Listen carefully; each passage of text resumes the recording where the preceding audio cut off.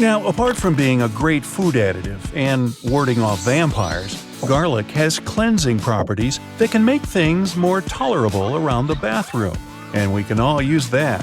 Freshly crushed garlic cloves contain a variety of antimicrobial properties. Allicin reduces the buildup of bacteria and fungi.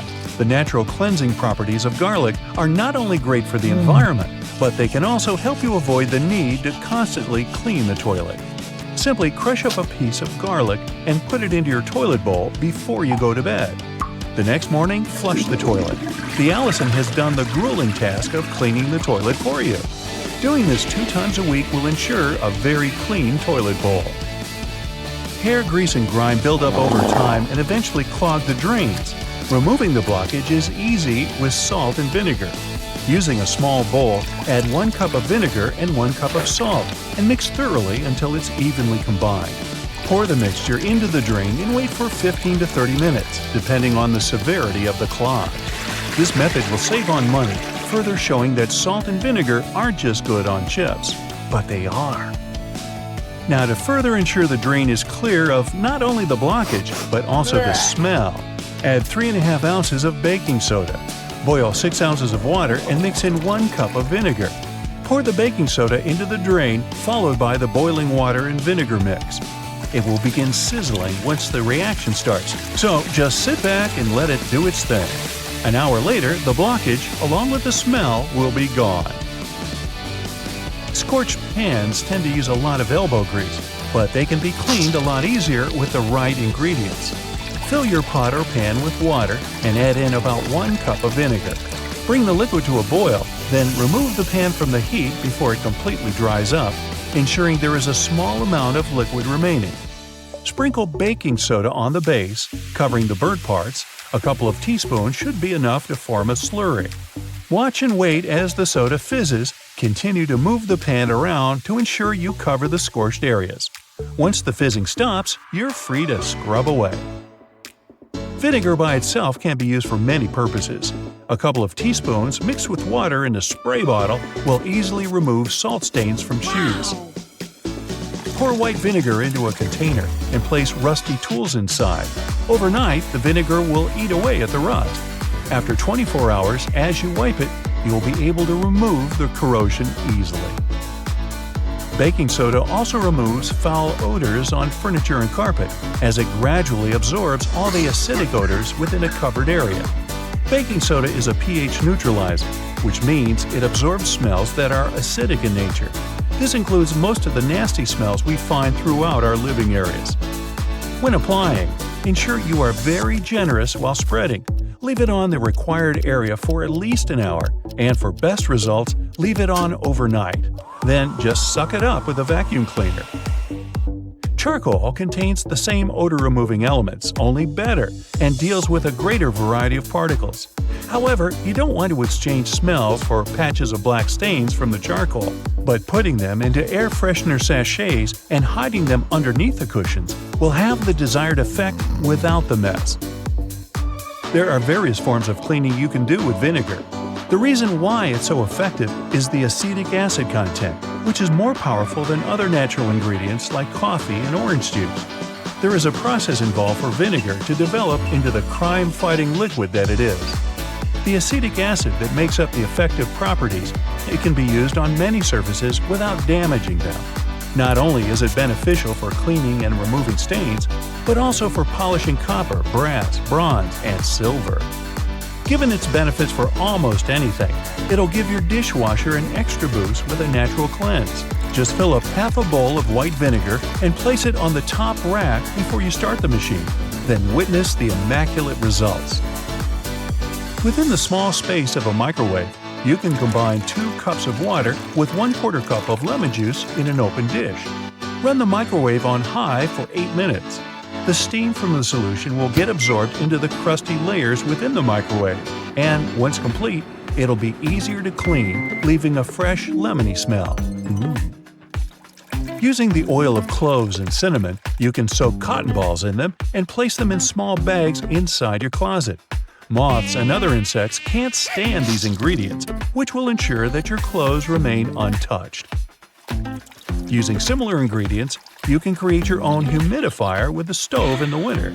Simply fill a can 2/3 of the way with water, adding cinnamon sticks, cloves, and orange peel, and place it on the stove. While it adds moisture to the air, it'll also provide a soothing scent. Scratches, nicks, and marks made on wooden furniture can be restained with a pecan by simply rubbing it on the scratched or damaged area. Has your stainless steel cutlery and other flatware lost its shine? Put them in a small pan filled with carbonated water. Let them sit until the bubbles have completely gone flat. The steel will shine as good as new once removed and wiped down. Add witch hazel to the water fill in your iron, and as you're ironing your clothes, instead of the stale smell normally produced, you'll have a sweeter, fresher scent instead. Within the difficult corners of furniture where a vacuum cleaner's suction can't quite reach, use a paintbrush to easily reach the buildup that has escaped the suction for so long. Chewing gum stuck on your finger? Or maybe after popping it, is now stuck in your hair? Rub vegetable oil on it, then leave it for a few minutes until you're able to remove it easily. Ammonia is 100% safe for the environment, though it can be harmful to the skin. But its cleaning uses are extensive. Pour a cup of household ammonia into a small bowl in the oven, making sure the oven is off, and leave it overnight. The next morning, wipe it down with a damp wipe. You'll appreciate the difference as you easily clean the grime from the hardest places to wash. Ammonia's natural benefits should mean it's always used instead of bleach. In the bathroom, not only does it make the tiles sparkle like brand new, but it will easily remove mildew. 1/4 cup of ammonia per gallon will get the job done. Running half a lemon down the side of a cheese grater will effectively remove sticky food particles. Just remember to wash with water afterward. This ensures a more effective cleanse and keeps your fingers safe from being cut. Make sure to save the juice from the lemon, as it's a natural substitute for bleach. Using just 1/2 cup of juice per gallon, leave clothes to soak for at least an hour and then dry them out in the sun. The same volume can be used in a washing machine to brighten colors and bleach your whites.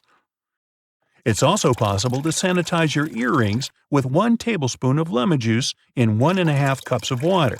Just be sure to avoid putting your gold and pearls, as they're sensitive to the acids found in lemons. Apply olive oil and a bit of salt when washing your cast iron pans after cooking. This will ensure you remove all the debris and will reduce the effects on the surface of the pan, extending its usage. Without using salt, the same method can be used to remove stains on stainless steel benches and ovens. Gently cleaning with a small amount of olive oil in a circular motion will not only remove charred fragments, but will also restore their shine. Due to the antimicrobial properties that olive oil contains, it's an incredibly safe and natural alternative to chemicals. Further varieties of oils, like tea tree oil, have even more benefits with their antiviral and antifungal properties. By using distilled oil in a spray bottle with a few drops of olive oil, you can make your own ready-to-use all-purpose cleaner. Now, carefully arranging your used towels isn't the best thing to do in a hotel. You're just not helping. The general rule is, dump them somewhere like the bathroom floor or in the bathtub. Then the staff can see that they need to change the towels. If you keep them all nice and folded, the staff may just get it wrong and leave them as they are, thinking that they're still fresh. You're on a low-budget trip and you brought along some appliances, so you can cook right there in the hotel. Not a big deal. But if there's only one outlet and you want to boil some eggs in your electric kettle, maybe don't. First, you never know what capacity the outlet has. It might even set off the hotel's fire alarm. Just stick to sandwiches or something. Of course, you can boil water for some ramen noodles, but if you feel like a slice of fresh, crusty toast, never try to make it with an iron. Sounds crazy, but some people have even tried heating up their frozen pizza with a hairdryer. What happened? They ended up having to go look for another hotel and an actual restaurant. Always look for hotels that include breakfast. It's usually way more expensive to have breakfast at a nearby restaurant, plus you most likely wouldn't know where to go. Much better to hit the hotel's breakfast buffet: coffee, cheese, ham, toast, fruit. If you play your cards right, you'd be too full for lunch. Sometimes your hotel room's way bigger than you expected.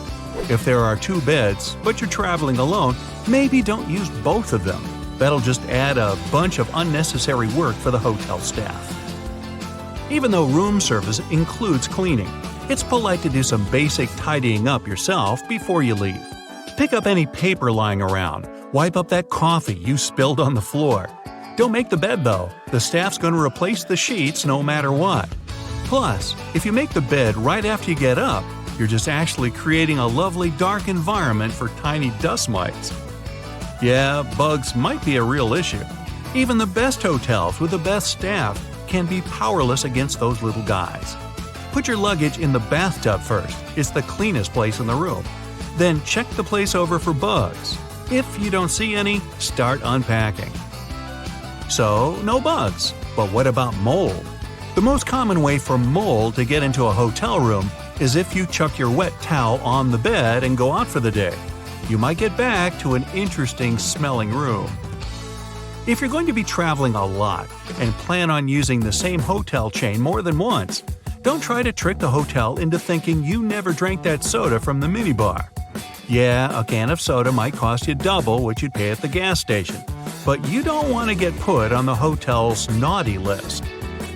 This one sounds hilarious, but still, no one should ever be boiling their socks or any other item of clothing in the kettle that comes in the hotel room. Some hotel managers claim to have seen it happen.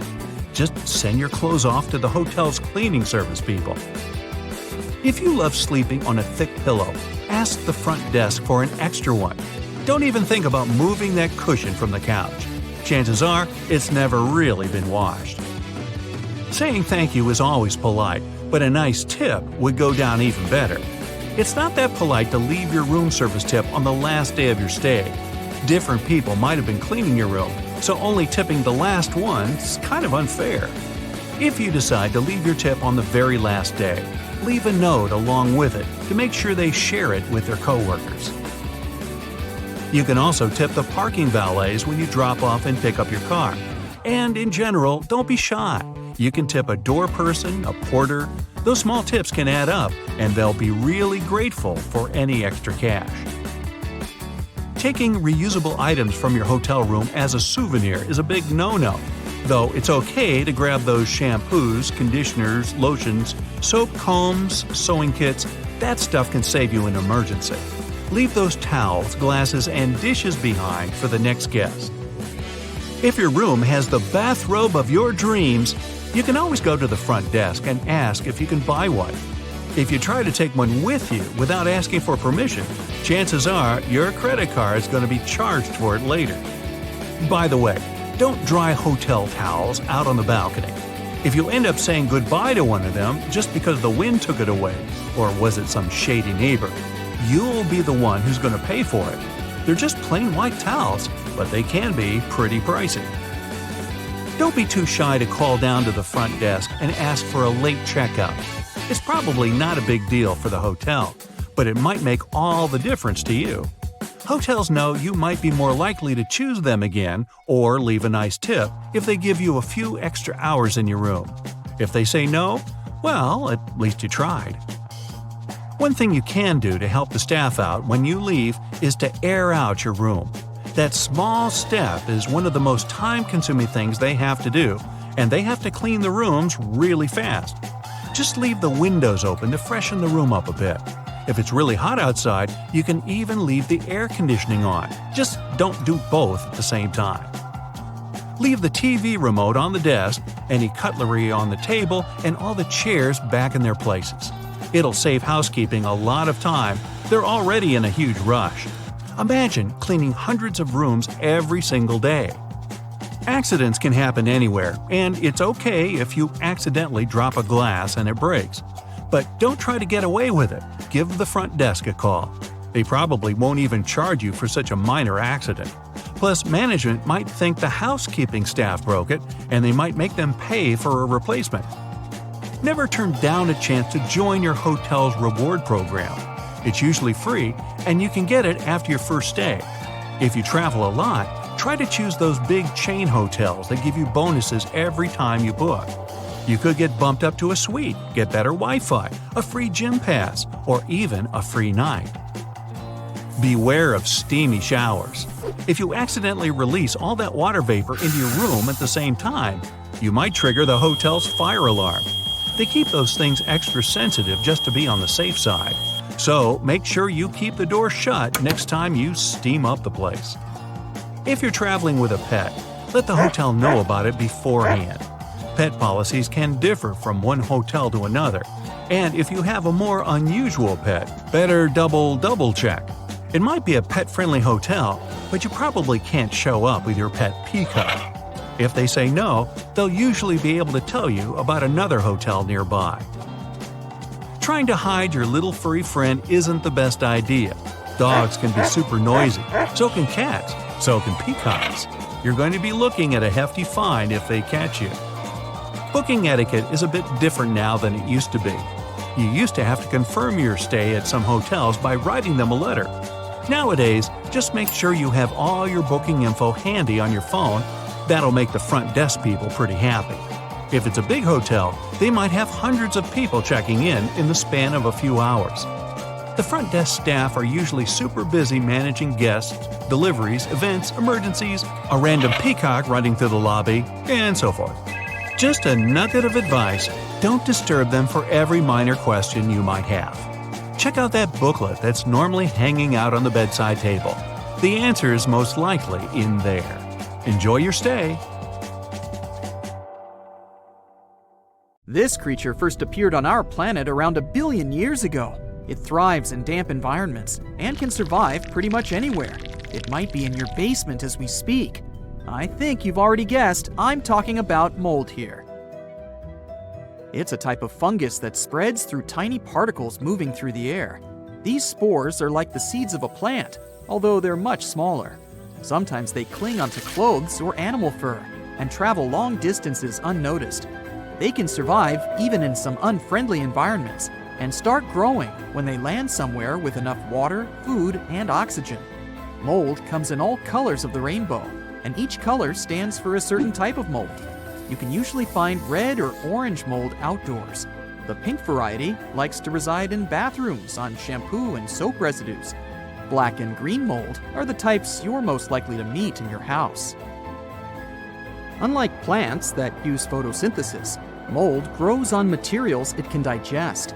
Even one tiny mold spore is powerful enough to harm several people. But there are over 100,000 different types of mold in the world, and not all of them are dangerous to you.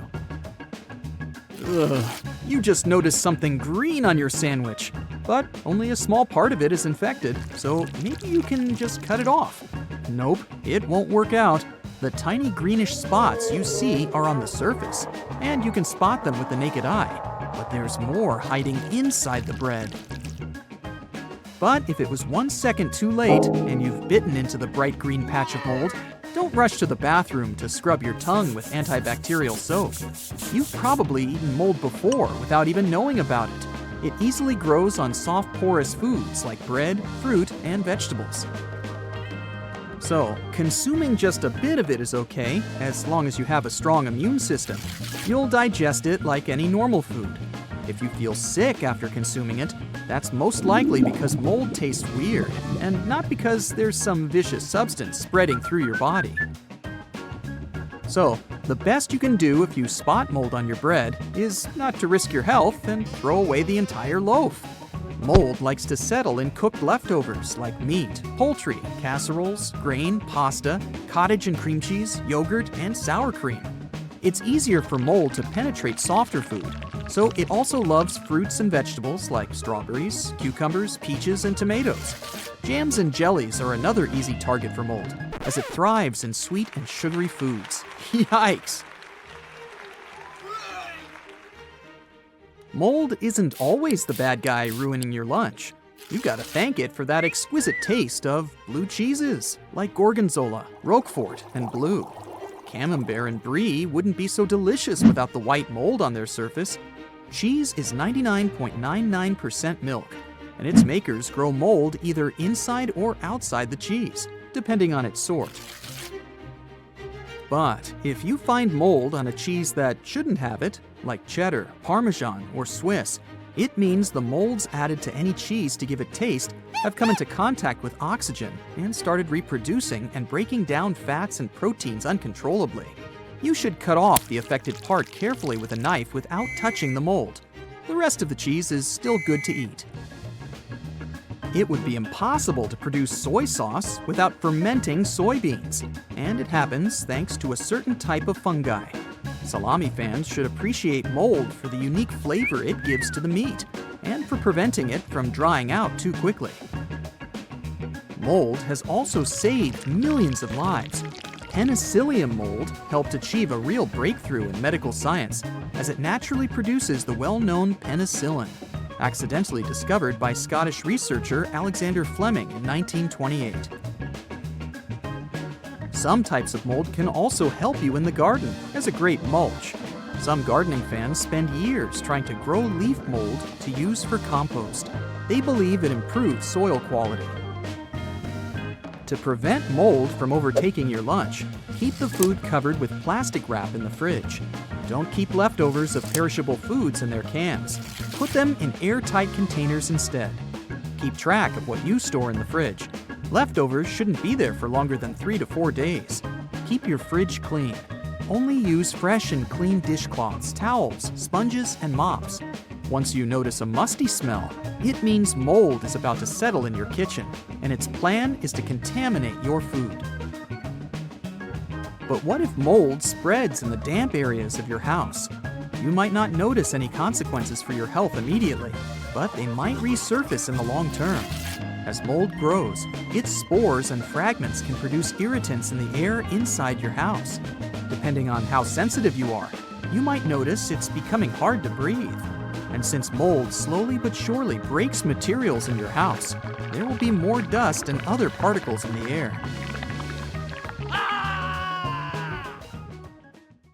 When you try to get rid of the bad mold in your house, you might accidentally touch it without any protection. It won't take your life, but don't let it sit on your hands. First off, clean your hands well with antibacterial soap. Clean between your fingers and the back of each hand thoroughly, and also scrub underneath the nails. If you can't reach some spores, use a toothpick. Then, clean your hands with a strong sanitizer. The final step will be to wash your hands with liquid soap under running water. Again, don't miss the areas between your fingers and under your nails. Don't touch your face until your hands are perfectly clean. You don't want to accidentally inhale those spores. You should also take off the clothes you were wearing when you came into contact with mold and wash it immediately. It's impossible to mold-proof your home, but you can make it resistant to that mean intruder. Inspect your house and find the problem areas. It could be a flood in your basement, a water stain on the ceiling, or a window that's always covered with condensation. Fix those problems and install proper ventilation in the house. AC units and dehumidifiers will help. Open a window while cooking or showering to keep the moisture outside. Make sure your roof gutters are regularly cleaned and fixed. Invest in a moisture meter and monitor the humidity inside. Ideally, it should be between 30 and 60%. Always remove wet clothes from the washing machine unless you want to share your garments with mold. The best you can do is hang them to dry outside in fresh air and wait while they get completely dry before putting them in your wardrobe. Empty and air out drawers and closets you rarely open every now and then. Never leave the bathroom floor and walls wet after you take a shower. And clean your house regularly. Then nasty mold won't have a chance. The moist soil in your houseplants is every mold's dream. To save them, don't overwater them and let fresh air circulate in the room where your plants live. If you see mold is starting to grow on your plants, mix 2 tablespoons of white vinegar and some water in a spray bottle and apply the mix to your plants. You can also do the same thing using a tablespoon of baking soda. There's a common myth that bleach can help you get rid of mold. In reality, it will only help you remove the visible part, but the spores will survive and keep spreading. Depending on what you do for a living, you may also meet mold in your workplace. poorly ventilated spaces, greenhouses, farms, and even bookstores and libraries are in the risk zone here. Paper contains cellulose, and it's a perfect food source for some types of mold. Old books that have been stored in a humid room for many years could be hiding millions of mold spores. The rules to protect yourself in a workspace are pretty much the same as for your house. Clean it regularly, dry damp surfaces, and if it's impossible, wear protective gloves when you have to come into contact with mold.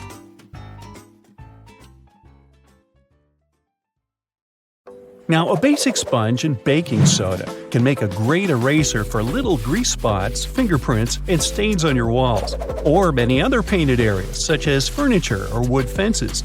Just sprinkle a bit of baking soda on your dry sponge and scrub the stain area in a circular motion, and then use a clean, dry cloth to wipe the baking soda off to get rid of any remaining dirt. If you're worried that this technique might ruin the paint, try just a bit of soda first and see how the surface reacts. If you want to extract the maximum amount of juice from your lemon or lime, put them first in a microwave for 15 seconds. After that, give them a little roll on a hard surface. And now, feel free to use your manual juicer. When you smash some glass or pottery on the floor, it can be pretty hard to notice and pick up all the tiny fragments, especially if the glass is transparent. Guess what can help you? A slice of bread. After you remove all the big pieces, carefully wipe a thick slice of bread across the floor to pick up any tiny fragments. They should just get stuck in the bread. But make sure to do this very carefully or just put on protective gloves. And don't absent-mindedly make yourself a sandwich right afterwards. Hey, just saying. If you're a huge fan of garlic, here's a tip for you. Cut one garlic bulb in half and rub an empty bowl for a nice flavor. Now, you can put your pasta, risotto, or salad in the bowl and enjoy your meal. Pringles tubes are made from a mixture of paper, plastic, and metal, which makes them a good option to organize groceries. You can paint the tubes in a plain color to make them match your stylish, minimalistic kitchen, and then attach removable labels on the side. Have you ever struggled with threading a needle? Here's an easy way out. Place your toothbrush on the table and put the thread across the bristles of the brush. Now gently push the needle down over the top.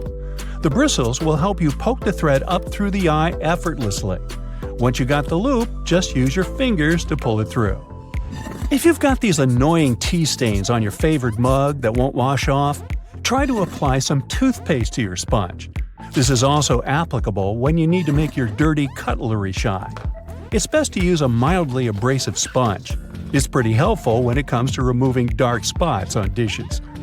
Now let's say you've recently received a really gorgeous bouquet, but the flowers got this sad look in a blink of an eye. You can extend their living very easily and almost free of charge. First, fill the vase or vase with fresh water and put a couple of teaspoons of sugar. This will help to nourish the flowers.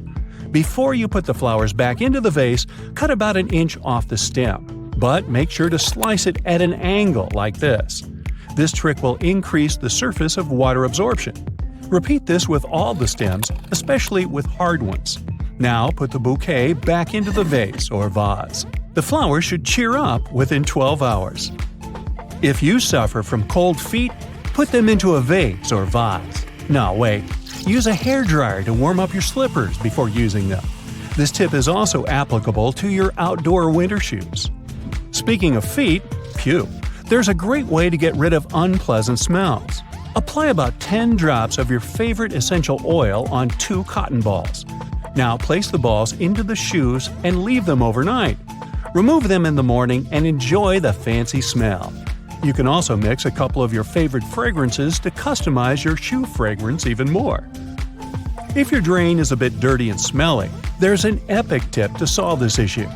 Put down a couple of spoonfuls of baking soda and pour down a little vinegar. And now step back and enjoy the show. It will foam up and help loosen any dirt. We've all tried to light a match outdoors in windy weather and failed. Well, we've been doing it all wrong. There's an easy way to prepare a matchstick in advance using a sharp knife. Carefully carve back the 4 corners just behind the head of the matchstick. Then repeat the same technique one more time so it looks like this. These 8 little splinters will help create a stronger wind-resistant flame.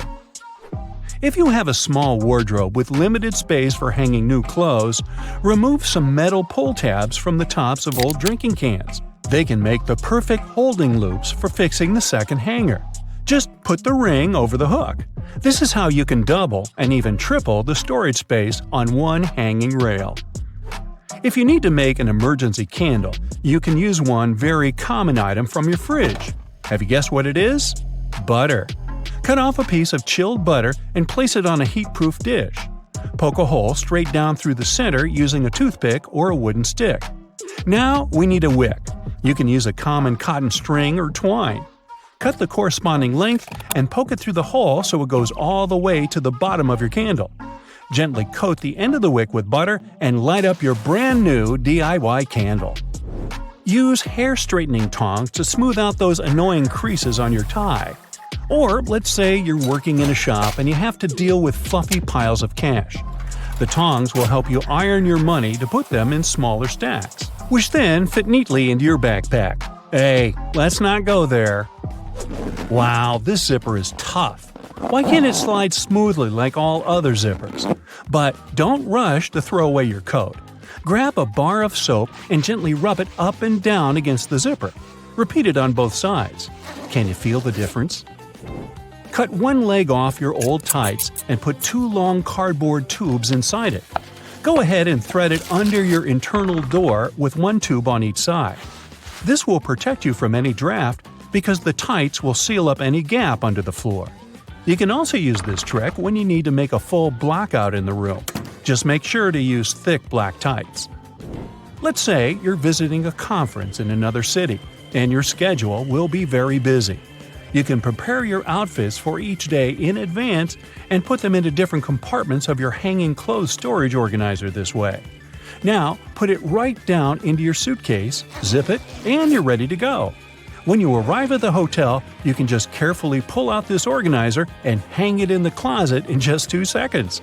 But don't forget to take the shoes too. Is there a way to drive a nail into a wall without hurting your fingers? The answer is yes. Grab your comb and push the nail in between the prongs. This way you'll keep your fleshy fingers far away and safe. And once you've got it started, you can easily slide out the comb and finish driving the nail. If you need an emergency metal scrubby sponge to wash your pot or pan, use a piece of tin foil. Crumple it up into a ball, apply a little bit of dish soap, and your brand new sponge is ready. Now start scrubbing and get ready to be amazed. It works really well, huh? By the way, the tin foil doesn't have to be new. You can recycle the piece you've already used for cooking. And the final tip is for perfectionists. If your shower head has a hard water buildup, the water won't come out straight. To fix this, fill a plastic bag with plain white vinegar. Then put the shower head inside the bag, attach it with a band, and leave it overnight. In the morning, you can give your shower head a little scrub with an old toothbrush or clothes brush. This should help remove the remaining hard water dirt. This trick is also applicable for faucet heads. Did you know that most break-ins take place in the middle of the day? The FBI says burglaries happen midday because people are outside the house. Don't let your home be an easy mark for theft. Here are 10 tips to protect your home and some security items you might need along the way. Number 1 on our list is portable door locks. They aren't just designed for regular houses. Let's say you stay in a rented house where other guests also come and go. You can carry one of these portable locks with you. Many rooms have secondary locking mechanisms besides the regular lock, like security chains attached to the door, but you shouldn't always rely on them. These mechanisms are only held by screws. It means they're easy to dislocate. There are many portable lock models, so what should you look for? Ease of use is the key for installation and removal in case of emergency. Most inward swing doors are suitable for these items. Add-A-Lock is a good example. You can find it on Amazon. It's fairly inexpensive, has a versatile design, and most importantly, comes in one piece. It takes seconds to upgrade your safety. You insert the claws into the door's strike plate and then close the door. It'll be held in position with a handle. There you go. Burglars don't hang out in your house or bother stealing heavy stuff like TVs. They want to get in and out in under 10 minutes. What you should do is take some precautions to slow them down. Laminated glass is great for this. You should consider investing in it. Normal windows that are made with tempered glass can shatter easily, but laminated windows are like shields. They can crack but not break apart. Instead of making smashing noises and grabbing attention, the burglar will probably leave. The structure of laminated glass is different from the regular one. It holds the piece intact even after a strong impact. Laminated glass windows are 100 times stiffer and 5 times more durable than standard. What makes these types of glass so special? Firstly, it's made with layers. There are 2 layers of glass, and there's a vinyl material in between that helps keep the 2 layers intact. As a bonus, laminated ones have a soundproofing feature. 2 birds with 1 stone.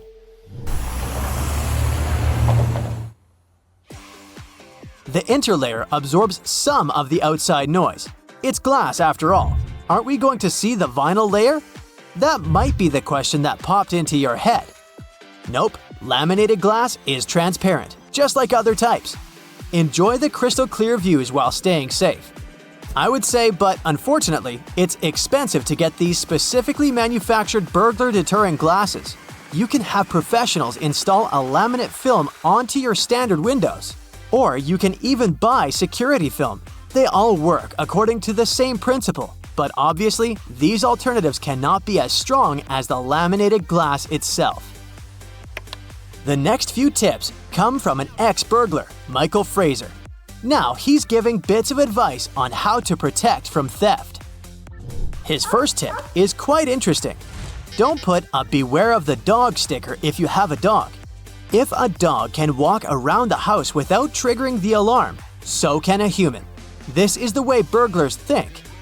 Plus, many dogs get friendly in a short time unless they're specifically trained to catch strangers. Otherwise, they can easily be put in a room and, well, you know the rest. Bye-bye to precious items. Advertising your house for sale online is a standard procedure to attract potential buyers, but also thieves. With your innocent pics, burglars can have floor plans with virtual tours. They can easily spot the entry and escape routes. Sounds like a perfect plan to rob a house. Number 5 is buying a home security system. It helps prevent thefts and notifies you if that happens. According to the data, homes without a security system are almost 3 times more vulnerable to break-ins. There are numerous ones to choose from. Some are pricey, but luckily, there are affordable options too. You don't even have to call professionals. This do-it-yourself security system from Amazon is an example of a budget-friendly gadget with useful features. These types of devices are designed to be easy to install. You'll be guided through an app for the software and for the product itself. Bonus, you won't have to deal with screws, tools, or drilling. They have fast emergency dispatch that can notify the authorities if you say so. Since it's easy to set up, it's perfect for short-term residents too. Remember I mentioned that if a dog can walk in the house, so can a thief? Well, technology is not in favor of thieves. These types of devices can now detect intruders and be friends with your pet. The sensors can be put in the window, doors, and corners, but still be adjusted to avoid fake alarms by the pets. Another device to add a layer of protection to you, especially in shared residences like dorms, is a doorstop alarm. These devices are very compact, so you can put them in your luggage and take them on your dream vacation. You can use it in your daily life. A doorstop alarm can be used on any door as long as you place it inside. It works as a door wedge, but it keeps the door closed. How does it work? When the alarm is triggered, it will keep the intruder outside the door and activate a noise alarm. It can wake the owner of the house or neighbors. This one, again, can be easily found on Amazon. Ex-burglar Michael also recommends thinking like a thief. Ask yourself, how would I get in? It's a great starting exercise for discovering vulnerable spots. Walk around your home. Is there a window that can be easily opened? Oh wait, is it your laptop on the desk that can be seen from the street? Speaking of the street, if you buy a new electronic device like a TV or a computer, don't leave the empty cartons displayed near the trash container. This looks like an invitation to thieves. They will know that you have expensive electronics inside the house. Instead, break down the cardboard boxes and then put them away for recycling. Unfortunately, first-floor windows are entry points in 23% of home break-ins. To prevent this, you can purchase a wireless alarm kit. When it comes to the front door, installing a double-key deadbolt can be a solution. Similarly, motion sensor lighting does the job. Do you have blind spots around your home? Upgrade to a security camera with night vision. If you want to see what's happening inside your house rather than outside, you can get one of these cool security gadgets. Orbi Robotic Mobile Sphere is like a ball, but it has a camera inserted in it. It doesn't have a limited view.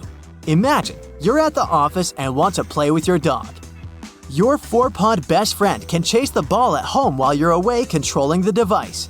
Okay, we're here to save your house from burglars, so I'll leave fun pet toys for another video.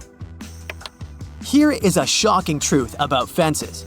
Most people believe that fences are like guardians protecting their property. Sorry to break it to you, but even tall and solid ones aren't as secure as you believe. The number one rule of a thief is not to be caught. And if they broke into a house with fences at night, they'd be perfectly covered.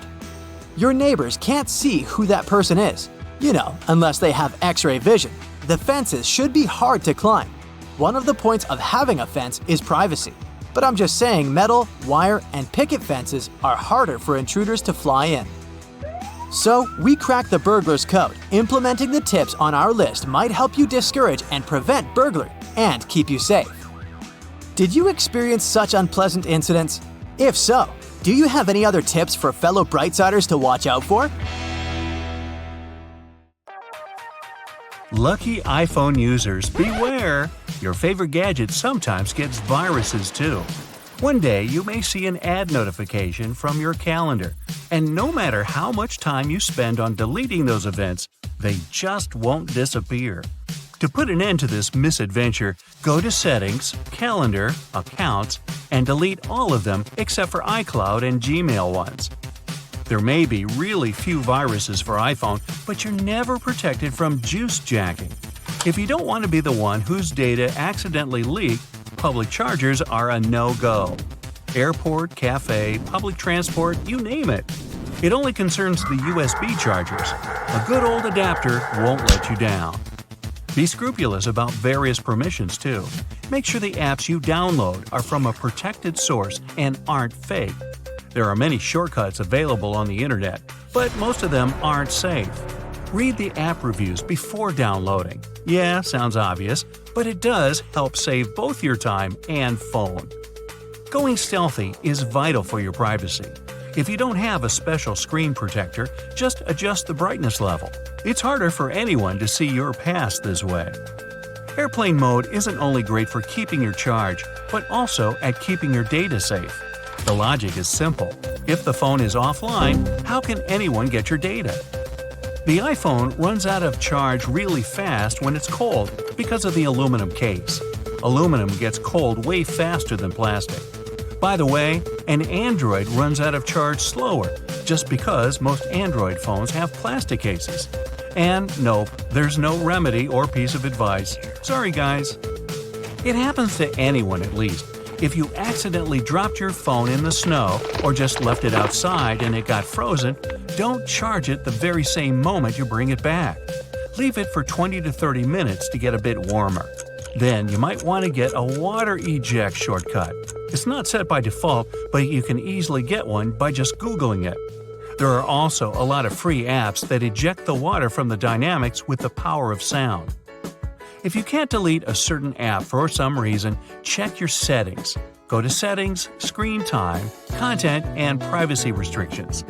In iTunes and App Store purchases, there should be a tick on Don't Allow. Change it for Allow, and now you can delete any app. One of the most bugging problems for all iPhone users is when you run out of memory. Even if you delete the photos, there's still not enough space. Go to Settings, iPhone Storage, and make sure that recently deleted photos are actually deleted. If not, delete them in the Storage section. Keyboards have their secrets too. To end a sentence with a period and start a new sentence, just tap the space button twice. Also, if you prefer typing holding the phone with one hand only, choose the right keyboard. Whenever you change the language, there are 3 keyboard icons below. The left one is for the left hand only, the central is for both hands, and the right one is, ta-da, for the right hand only. What a surprise. If you tap the uppercase button twice, you'll get Caps Lock. Many letters also have hidden symbols. If you hold your finger on a button, you'll see them. Now you can type en français, respecting all the characters. Okay, and if you accidentally deleted that long message you've been trying to write, just shake your phone. It'll activate the undo typing function.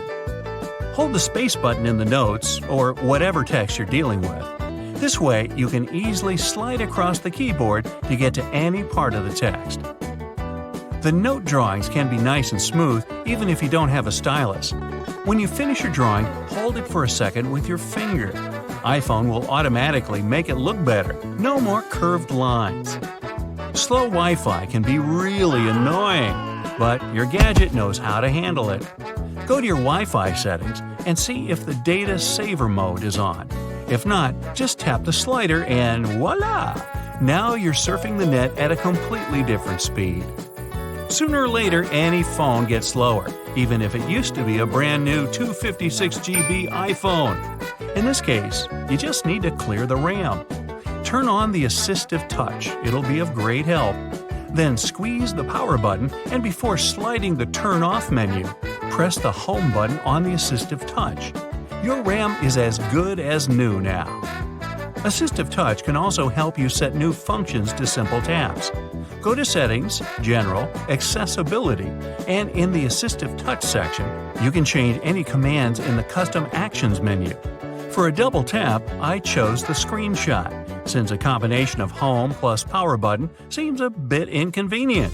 To make a screenshot, tap the Accessibility menu circle twice. To change the battery icon color, go to Accessibility, choose Display and Text Size, and slide the Smart Invert button. The battery icon color turns blue now. If you increase the contrast, it will get a lighter blue shade. When your phone is on charge, the indicator will turn purple. Ooh, magic! To make your iPhone louder, go to Settings, Music, and find the equalizer. It's called EQ in the menu. Late night option will make your phone somewhat 20% louder than it used to be. Louder at night? Really? To record a video without being noticed, go to the camera. Start video recording. Go back to the notification center. The video will be recorded, but it won't be seen on the screen. Hey, why do you even want to do that? Just because you can? You can also set a unique vibration for any of your contacts. Go to Settings, Sounds, and open the ringtone settings. You usually have the default vibration, but if you scroll down a bit, you're going to see the Custom section. Tap any rhythm that you like and save it. You can set it for any of your contacts. I know, you must have dozens of tabs in your browser, or probably 100, at least I do. To close them all in one touch, hold the Done button in the lower left corner and choose the Close All X tabs. I closed 336 last time. That's insane. If you accidentally closed all the tabs and need to go back to some of the recent ones, hold the plus button in the middle.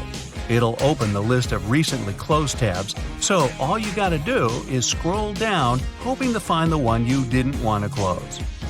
iPhones may not have the most endurable batteries, but they beat everyone when it comes to photo quality. Turn on the grid in the camera settings, go to General, choose Camera to enable the grid. It can help you make better compositions in the photo. By the way, people with iPhones don't need a separate app for QR readers, since all the iPhones have them built in. Turn on the camera and point the camera to the code. You'll see the pop-up window on the top of the screen. Tap the window and you'll go straight to the browser to whatever link the QR code had. If it doesn't work, enable the Scan QR Codes function in the camera settings.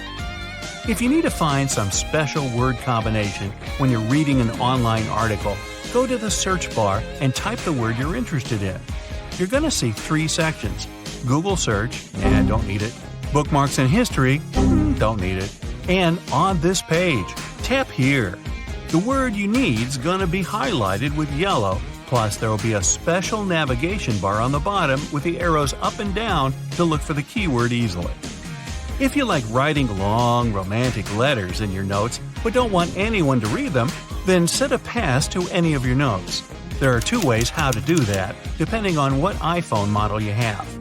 For instance, for iPhone 6, you gotta slide from right to left and you'll see 3 icons: Lock, Folder, and Bin. Use the bin if the romantic letter is bad, and the lock to protect it from peeky eyes. Set the pass, but make sure you actually remember it. You can't delete the pass. If this one didn't work, just tap and hold the note itself and you'll see the password bar in the dropping menu. Set the pass, and from now on, no one's gonna know about romantic letters to Juliet that you've been writing all night long. Good night, Romeo. Well, it's a nice Sunday afternoon and you're shopping at your regular grocery store when you stumble upon a bloated package in the fresh produce aisle. You check the product information. It seems well within its expiration date. Then why the unusual shape, you may wonder? The answer is not always straightforward. For some types of fresh products, such as meat, fish, or seafood, sometimes even salads and cheese, scientists came up with something called MAP, or Modified Atmosphere Packaging, to ensure that these types of products with a relatively short shelf life stay fresh for as long as possible. A combination of gases is introduced in the packaging. It happens even before the product reaches your local grocery store. A French professor at the Montpellier School of Pharmacy stumbled upon this method after he noticed that fruits tend to stay fresh for longer periods of time in low-oxygen storage conditions. The types of gases in MAP's packaging can vary from product to product, but the main idea is to replace or reduce the content of oxygen. It's generally replaced with either nitrogen or carbon dioxide. Keep in mind that just because a bloated bag of salad is within its expiration date, it doesn't mean it's always safe to eat. The gases inside the bag may very well be there for their own purpose, but they can also be a sign that the product is spoiled. That's why the best course of action when shopping would be to check if the product is not expired. If it's still within the date, check for any unusual odors or damage to the packaging. If something seems off, it's best not to risk it. You can reach out to any of the store staff if you have any questions or concerns. Most supermarkets these days have a layout which allows for a logical shopping order, like buying non-perishable items first, then adding refrigerated or frozen products. Fruits and vegetables should come last, since you won't want them at the bottom of your shopping cart. Nobody likes a squished tomato. While I'm on the subject of fruits and veggies, try to get them earlier in the morning if possible. Veggies that have been sitting out all day may lose some of their shape and texture, while others may be a bit wilted away. Quick tip on waste management: never buy more produce than you intend to use in a week. Most fruits and vegetables don't even last that long, so it's best not to give in to cravings. Shopping on a full stomach might help with that as well, just as much as going shopping with a pre-made list of things you need to buy. Thoroughly inspecting the package of every product might save you some hustle later as well. Refrigerated products need to feel cold to the touch, whilst frozen ones need to be solid and with no sign of leakage. When you get home, make sure you refrigerate all the necessary items as soon as possible. Generally, they shouldn't be out of the refrigerator for more than 2 hours.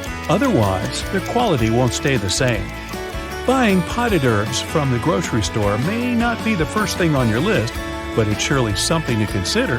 Not only are they available for a fraction of the cost, but they're also easy to grow and take care of. Just picture a nice herb garden right there on your balcony or even in the kitchen. Wouldn't that be nice? You'll always have fresh basil to top a mouth-watering pasta dish. Since you're still at the grocery store, pick up some coffee filters while you're at it. You may not have a machine at home that actually uses filters, but there are a lot more things you can use them for around the house. They can be used for straining liquids, safely stacking delicate china in your cupboards, or even polishing windows, or shoes for that matter. If your favorite fruits and vegetables are on sale, but buying large quantities would mean they go to waste, consider freezing them. You can stock up on items for smoothies, especially for the colder season when there are limited options for fresh fruits. And don't just grab the first thing on the shelf, especially if it's likely to go bad quickly. Stores restock their produce following a first-in, first-out layout, so the items at the back of the shelf will always be a tad bit fresher. The same goes for tea if you prefer it to coffee. Switch to buying loose-leaf tea, and you'll not only reduce the cost, you'll also be able to make your own homemade tea blends. Loose-leaf tea also has a stronger flavor than tea sold in tea bags. As for the other household stuff, stock up on items such as light bulbs, paper towels, or batteries. Chances are you'll always be needing at least one of these items, so it's best to buy them in larger quantities when on sale. They never go to waste, and let's face it, it's always annoying when you run out of batteries at home and your TV remote stops working. Hey, tell me about it. Try to reduce the number of times you go to the grocery store to buy just one item. It's inefficient, and most likely, you'll end up buying things that you don't actually need. That shopping list starts to make a lot more sense now, doesn't it? Another list worth making, the one containing whatever you have in the fridge. Try to create such a list at least twice a week. Meal planning for at least a week in advance will also help you reduce impulse buying. If you already know what you'll want for dinner on Wednesday, why add anything else to the cart if it's unnecessary? At the same time, start getting creative with your leftovers. There's no need for them to go to waste when you can mix and match or add some additional herbs and flavors to spice them up. Store leftovers in transparent containers for added visibility, and don't be afraid to set out a leftover day during the week. It's also nice to look at them as ingredients rather than leftovers. Use extra leftover pasta or steamed vegetables for a frittata or an omelet. Blend together cooked vegetables with some tomatoes to create a pasta sauce. Put together some wraps for the next day's lunch with anything from leftover cooked rice to meat and vegetables.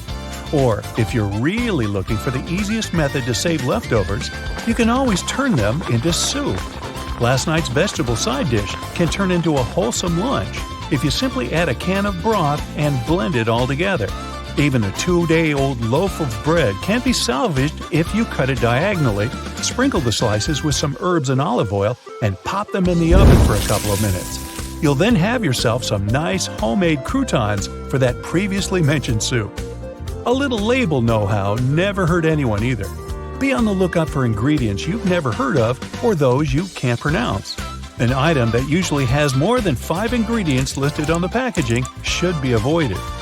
Even the way you carry your groceries in the supermarket can affect how and what you buy. If you prefer baskets to shopping carts, you're more prone to impulse searches. That's what a study published by the Journal of Marketing Research claims. It happens due to the effort you put in actually carrying the items around. Choosing a shopping cart will most likely make you comfortable enough to browse through enough products and read labels thoroughly. When your grocery list is not too big, go for the self-checkout aisle if available. Studies have shown that impulse purchases are lowered by up to 32% if you actually scan your own items on the way out. That's because the regular checkout line is specially designed to keep you from letting go of any items you might have reconsidered buying. There's literally nowhere you can put down your undesired products outside of your grocery cart, and if there's anyone else waiting in line behind you, good luck sliding out. The food arrangement on the shelves can also pose a threat to both your budget and your habits. Since people are more inclined to buy the items they see first, the most expensive products are placed at eye level, and the budget options are placed on the top and bottom shelf. Take your time and scan your aisles of interest. You'll be surprised to see that most items placed on higher or lower shelves are often not only more cost-effective, but also less packed with additives or artificial flavoring. Hey, be careful. It's a jungle in there. A slice of cheese isn't something you'd expect to find on your parked car. As hilarious as it seems, it might indicate something quite dangerous. One woman detailed such a story online. At first, she thought she had been pranked by some neighborhood kid. She decided to call a friend and ask for help with cleaning the car. But once the two ladies started removing the melted cheese, they noticed something strange 2 parking spots down from them. They remembered seeing a white van arriving. In it, there was a bunch of men staring at them. Since she wasn't alone, the woman decided to finish cleaning the car, even though the ladies didn't feel comfortable being watched. It took them almost an hour to scrape off the cheese that had already been melted under the heat of the sun. She did wonder, though, if this wasn't a tactic to rob a person, because most people would be so focused on cleaning up the mess on their car that they would be too distracted to keep an eye on their belongings. Or worse, what if it was a kidnapping strategy, since you wouldn't be able to see suspicious people coming at you in due course? She went on to recommend, if you ever see a piece of cheese on your car, just leave it. Your safest bet is to scrub it off at home, or to take your vehicle to the nearest car wash. They'll know the best way to remove it without ruining the paint. The slice of cheese may have easily been a coincidence, but some scams out there are even more imaginative. If you notice a piece of clothing on your windshield or wrapped between your wiper blades, don't hurry to take it away. Again, it can be strategically placed there to distract you while your car gets taken away. The best option is to drive away as quickly as possible and get to a safe location. It should be well lit and populated. Then you can safely remove the objects placed on your car. Some people have even found money under their wipers. It was probably placed there with the same intent in mind. Here's a method some people swear by when it comes to decreasing the odds of getting your car snatched away. Keep the tires turned toward the curb when parked. That's because when your car wheels are positioned like that, thieves are less likely to be able to maneuver the vehicle. This way, your car will require more time and energy to be moved, and it will less likely become the focus of theft. Another woman remembered finding a napkin under her car door handle at one point, but at that time, she didn't think much of it. She removed it and went on with her day. However, a couple of hours later, she ended up in a hospital, complaining about pain in her hand and shortness of breath. Doctors figured out she had been poisoned with an unknown substance. Unfortunately, scams are becoming more and more common these days, with online ones topping the list. You may be the subject of a phishing scam, for example, when you receive an email from someone who seems familiar. It might be your accountant, someone from work, or a retailer you often buy from. But if you look closely at the email address, you'll easily notice that something is off. It might just be one edited letter or a name spelled differently. These types of emails can ask various things from you. Anything from private information, such as addresses and passwords, to payment requests. Others offer coupons or gift cards. If you click on a certain website, it may actually hack your computer. This is probably the most common online scam these days. Authorities claim that over 114,700 people fell victim to it in 2019. Their losses were estimated at roughly $57.8 million. Then, there are fake shopping websites. To make sure you're always on the right one, check the URL carefully. If the website reads Amazon.com with a 0, you're obviously not in the right place, and you're probably about to get scammed. You can buy something from these websites, but the chances are you'll be receiving nothing, or the best case scenario, a fake item. Ever heard of form jacking? It happens when a retailer gets hacked, and once you've finished adding things to your cart during a shopping session, you're actually redirected to a fraudulent payment page. The scammer then has access to your payment information, like your name, address, and credit card details. To always be on the safe side, double-check the URL of the payment page before entering any sensitive information. Tech support scams are even more creative. With this one, you might even receive a phone call saying that your computer is infected with a dangerous virus, which may damage your device or destroy all the information stored on it. The scammer may then ask you to download an application that will give them access to your computer, even if they're located on the other side of the world. Then they'll download an actual virus on the computer to confirm their lie. It makes people think there's indeed something wrong with the computer. The next and final step, asking for a fee to fix it. If you suspect your device might be compromised, always reach out to a trusted tech support or retailer. These types of businesses will never contact you out of the blue. This scam tends to appeal to people's emotions, targeting mostly the older generation. That's why it's also dubbed the grandparent scam. The targeted senior will most likely receive a phone call from a distressed person, claiming they're a grandchild or a close relative. The fraudster will then proceed to ask for money for various things, like to get out of jail, to be able to leave a foreign country, or to cover a hospital bill. Grandparent scams are really on the rise these days. In 2017, the losses from such scams added up to $26 million. But in 2018, they almost doubled, reaching $41 million. If you find yourself in a similar situation, try not to act immediately. Ask the person for some information that could help you verify their identity. Also, it might be a good idea to double-check with another family member before sending money to a stranger. The Google Voice scam is as easy as it is efficient. For scammers, of course. Here's what you should look out for. You might have posted your phone number on some website for various reasons. Maybe you're looking to sell something or offering to perform a service. The fraudsters will pick up on this information and rapidly call you, asking to verify if you aren't a scammer yourself. Talk about reverse psychology.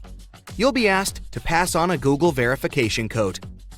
In reality, a Google Voice account is being set up in your name. Fraudsters can go on with their scams and pretend to be you while doing it. Using the newly created account. Rule number 1, never share verification codes with anyone. Online resumes aren't safe either, as they can offer personal information to scammers. They will try to contact you, pretending to be recruiters. Some might even take the time to conduct a job interview. Most of them pretend to offer high-paying positions, which you'll obviously be inclined to accept. But here's the catch. Before they can offer you the documents for employment, you'll be asked for money for some participation fee, or even for your future home office setup. To make sure you're always on the safe side, create a different email address, which you'll only use for job hunting.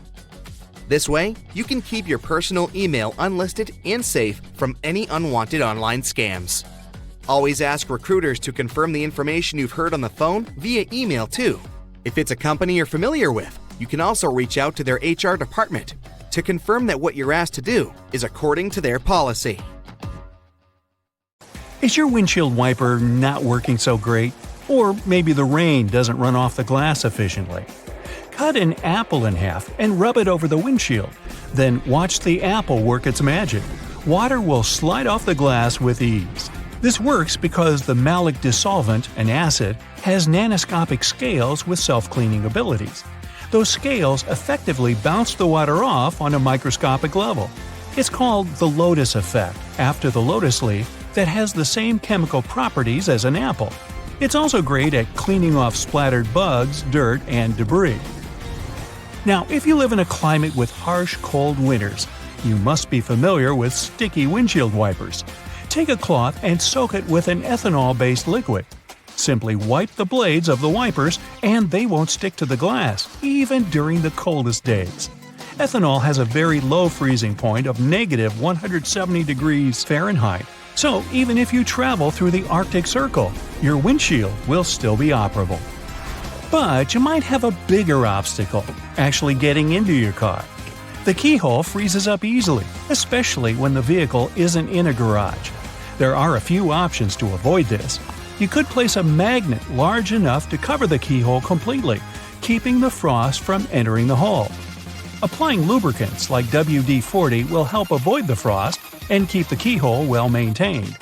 The freezing point of this substance is as low as negative 80 degrees Fahrenheit.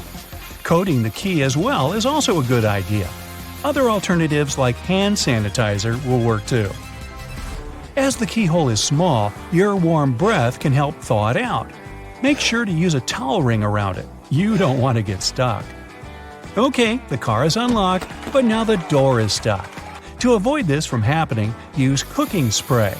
It works with the car door just as it keeps food from sticking to the pan. Apply a small amount along the door frame and rubber the night before. It will remain in its lubricant form and won't freeze. Plus, it'll also repel any water as a bonus. The ice on the front windshield may be so thick that you can't chip it away. You can make your own de-ice formula of 3 parts vinegar and 1 part water. Vinegar contains acetic acid, which lowers the melting point of water and prevents it from freezing up again. So it will be a lot easier to remove that icy blockade from your car. A foggy windshield inside the car is easy to avoid, but before you find out how to fix it, do you know why it occurs? The mixture of warm and cool temperatures moving between your car's interior and exterior is the main cause. A dirty windshield makes it much worse. The dirt particles attract moisture as the temperature changes. If your windshield is fogging up more than usual, put some shaving cream on a clean towel, spread it over the interior of the windshield, then remove it with another towel. The ammonia in the shaving cream not only cleans all the dirt, but also evaporates, ensuring there are no streaks after cleaning. The side mirrors of cars are vulnerable to ice buildup overnight, but scraping it off can cause damage. Use a plastic bag and tying it on the night before will prevent the ice from forming.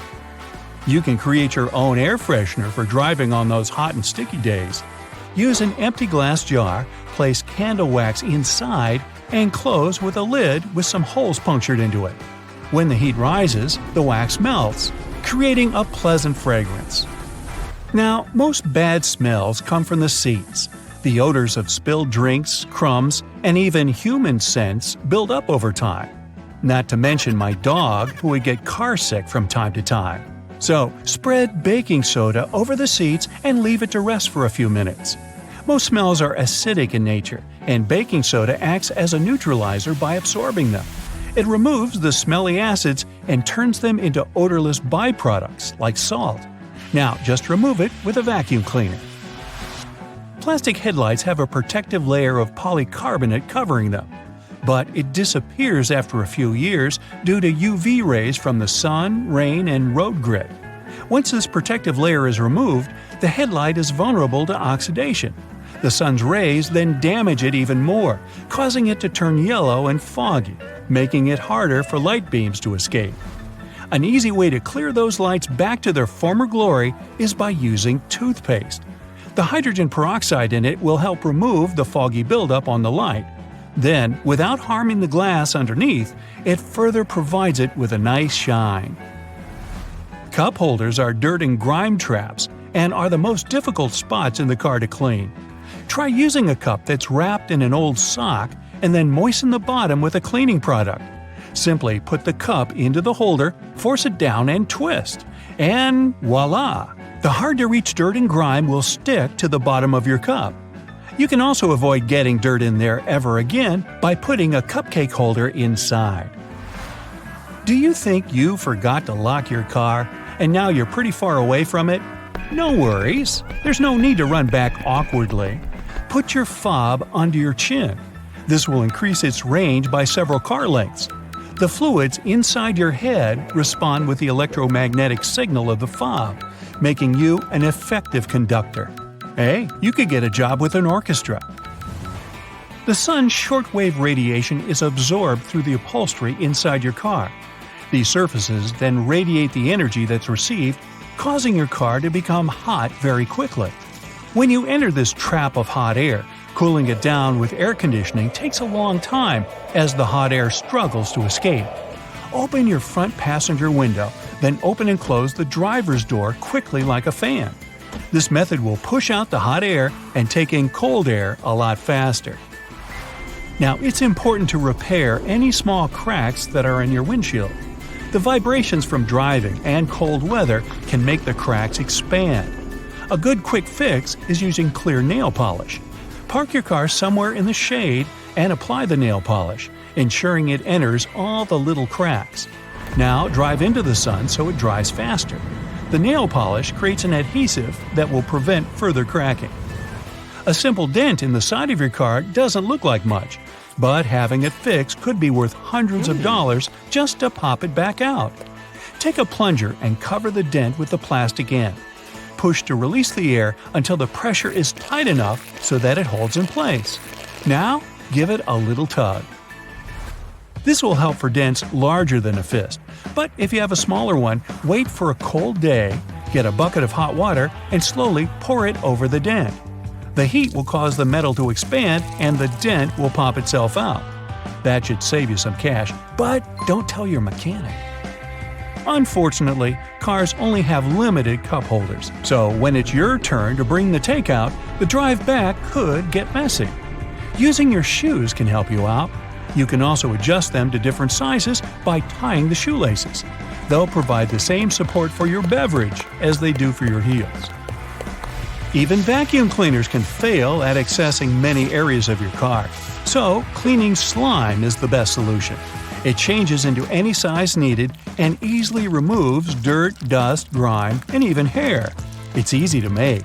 All you need is 1.5 cups of warm water, a 1/4 cup of laundry booster, and 5 ounces of white school glue. Mix all the ingredients in a bowl, then knead it into a ball until you have the ultimate cleaning device. Not only is it great for the car, but for all those other impossible-to-clean places that build up dust, like keyboards, USB ports, and even holes in your smartphone. It can be hard to tell if an egg is still good to go, especially if the expiry date on the carton has faded away. If you want to boil an egg that has spent a while in your fridge, make sure it doesn't float. Fresh or relatively fresh eggs tend to drown. In case you're up for a scramble, things get much easier. One sniff is enough to realize if the egg is off. Do not throw away cracked tomatoes in disgust. First, inspect them a little bit more. Sure thing, large cracks can be somewhat dangerous since they attract flies, and yeah, mold, fungi, and bacteria can develop inside too. But relatively small ones won't harm you. If you want to play it safe, just cut around those cracks and use the good parts for whatever you want, except for canning. Otherwise, your pickled tomatoes will blow up. There's nothing bad about apples, bananas, and potatoes going a bit brownish. Thing is, it's a completely natural process. When these guys are exposed to air, their insides kinda oxidize, resulting in a brown color. There's a tip on how to prevent it. You can sprinkle lemon juice all over your apple, for example. Storing it in the fridge helps too. Picture this. You're walking home from a supermarket, your shopping bag fails you, and your groceries end up on the sidewalk. Sometime later, you realize your veggies are bruised. Trust me, it's not a big deal. Yeah, their cell structure is damaged, but it doesn't make them inedible. However, it's better to remove the bruised part of your veggies because they are open to microbes. The watermelon looks as if it just got a tattoo. The ornament is cool, but watermelons don't go to tattoo artists, and the only thing the retailers can draw is a price tag. This mosaic means that the watermelon is sorta sick. Officially, it's called watermelon mosaic virus and can be found on squash and some other veggies too. Good news, it's still safe to eat, unless you're from the cucurbit family, meaning it poses a danger to you only if you're a pumpkin or something. Okay, this one may sound a bit crazy, but sour pasteurized milk isn't likely to make you feel bad. You won't probably like its smell, and if it doesn't pass the sniff test, you can use it for homemade cheese or pancakes. Anyway, trust your guts. If you don't feel it's good to go, throw it away. You don't want to mess with dairy products. As for vegetable milk, some people believe that if it gets layered, it's off. Well, it's not quite so. Try shaking it well, give it a sniff test, and probably it's still good to go. Green may be the synonym for fresh, but remember, it can also be the synonym for toxic. The green parts of potatoes, their sprouts, and their eyes have natural toxins. No matter how long you fry them, those toxins still remain even in the cooked green potatoes. There are 2 potato red flags: green color and bitter taste. Spotted any of those? Discard the villain. Fresh sprouts don't mean the veggies are flourishing. They mean your veggies have gone too far. You know what it means? Right, toss them. Good news, y'all pasta lovers. Dry pasta won't expire. Ever. Or almost. Like honey, it's officially the eternally lasting product, but pasta beats food longevity records too. Still, air and humidity aren't dry pasta's best friends. So it's advised to store unopened boxes of pasta for about 2 years, while the opened ones can last for up to a year. You're enjoying your Caribbean vacation. Nature is idyllic. Look at that tree with some yummy fruit on it. Wanna grab? Nah, not so fast. It even has a warning sign: manchineel trees, poisonous. And yep, the inscription is translated into Spanish and German to make sure as many people as possible stay away from here. Those fruits look like harmless apples, but you don't want to munch on them unless you haven't done everything you ever wanted in this life. You don't want to touch it either. And stay away from the tree. Right, pretty much any part of this notorious tree can seriously mess with you. One more problem. It's not that easy to get rid of the tree. Once someone cuts it, it replies with milky ooze, squirting right at whoever wants to banish the tree. The result is unpromising, blisters and burns. If the sap gets into your eyes, you'll get temporary blindness as a bonus. Good news, there's still a way to tame those trees. To do that, people first need to burn the tree at the base, preferably standing far away. Then the fallen tree is left to sunbathe for some time, and after it's dried, it's safe to cut. There's even unique and unexpectedly safe furniture made from manchineel trees. This is a football, and this is a football fruit. The first one can harm you if it hits you right in the head, but the second one is a bit more dangerous, even though it seems harmless. Football fruit is another example that a chef should know exactly what and how to cook. The large seeds of this fruit are pure poison.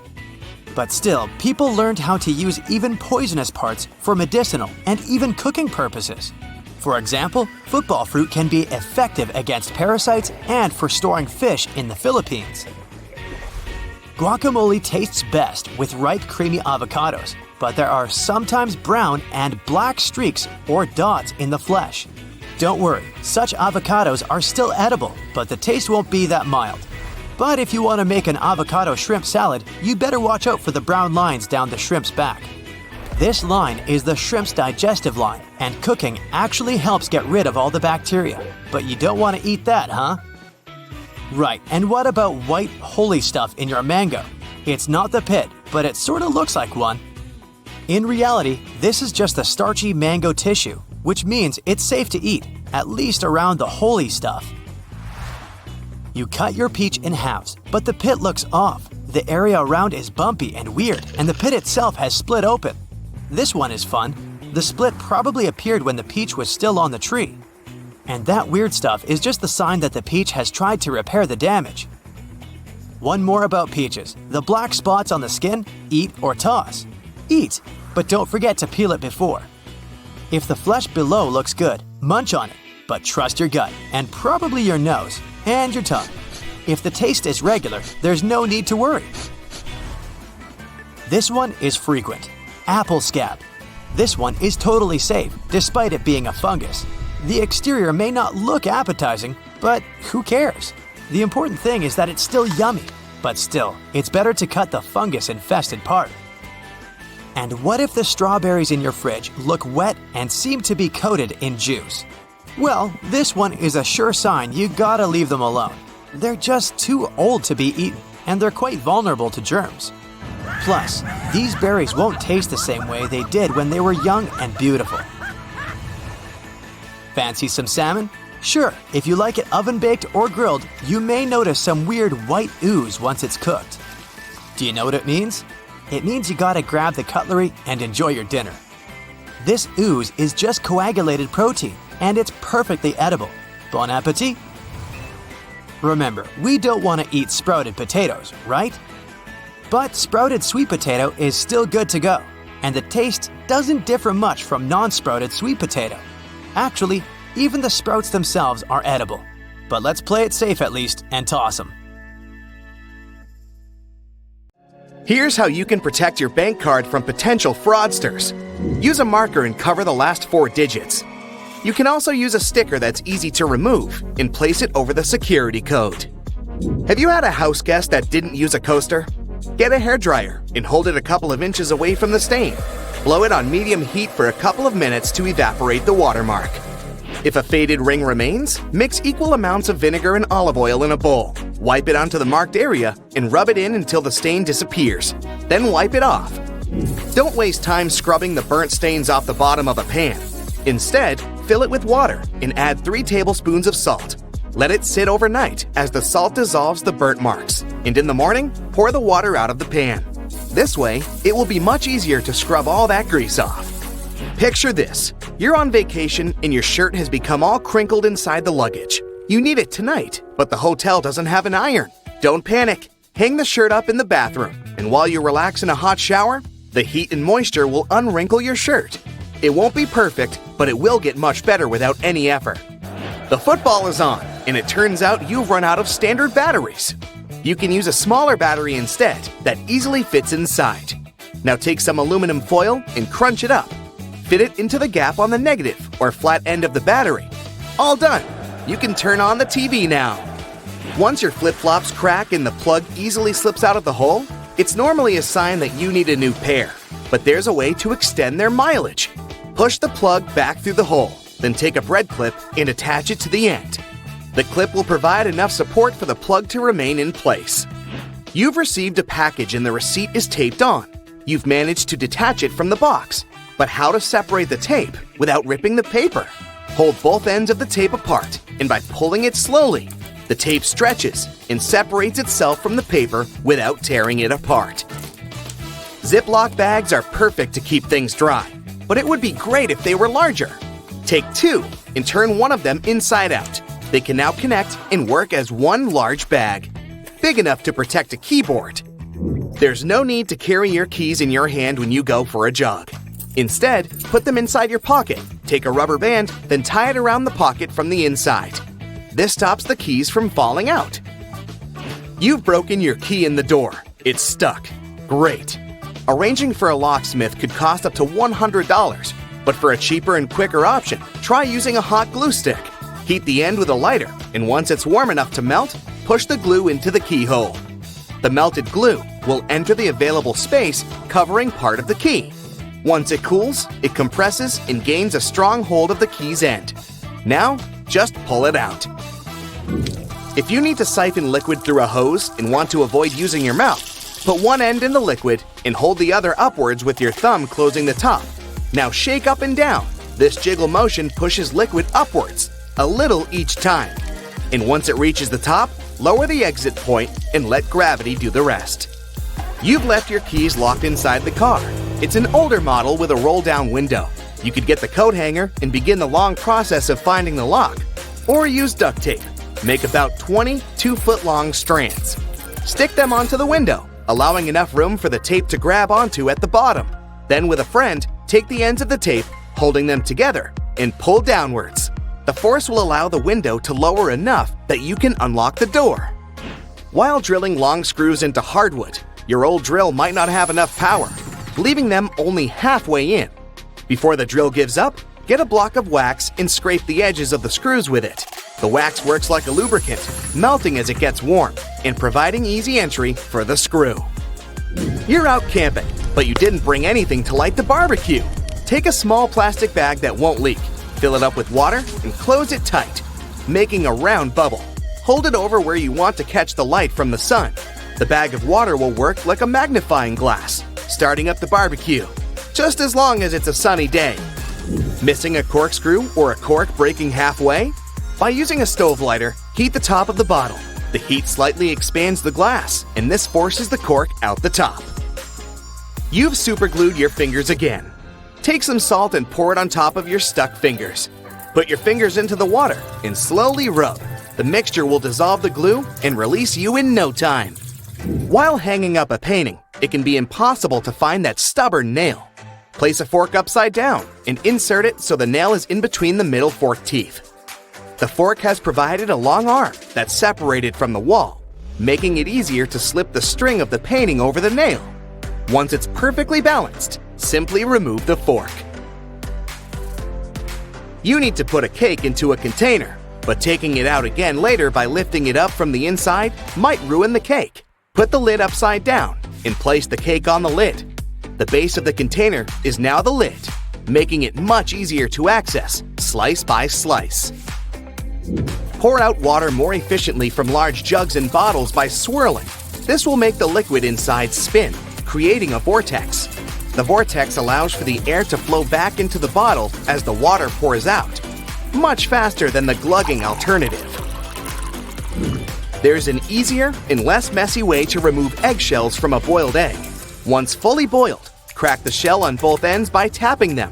On one end, pinch off the shell. Use the opened end to blow with your mouth.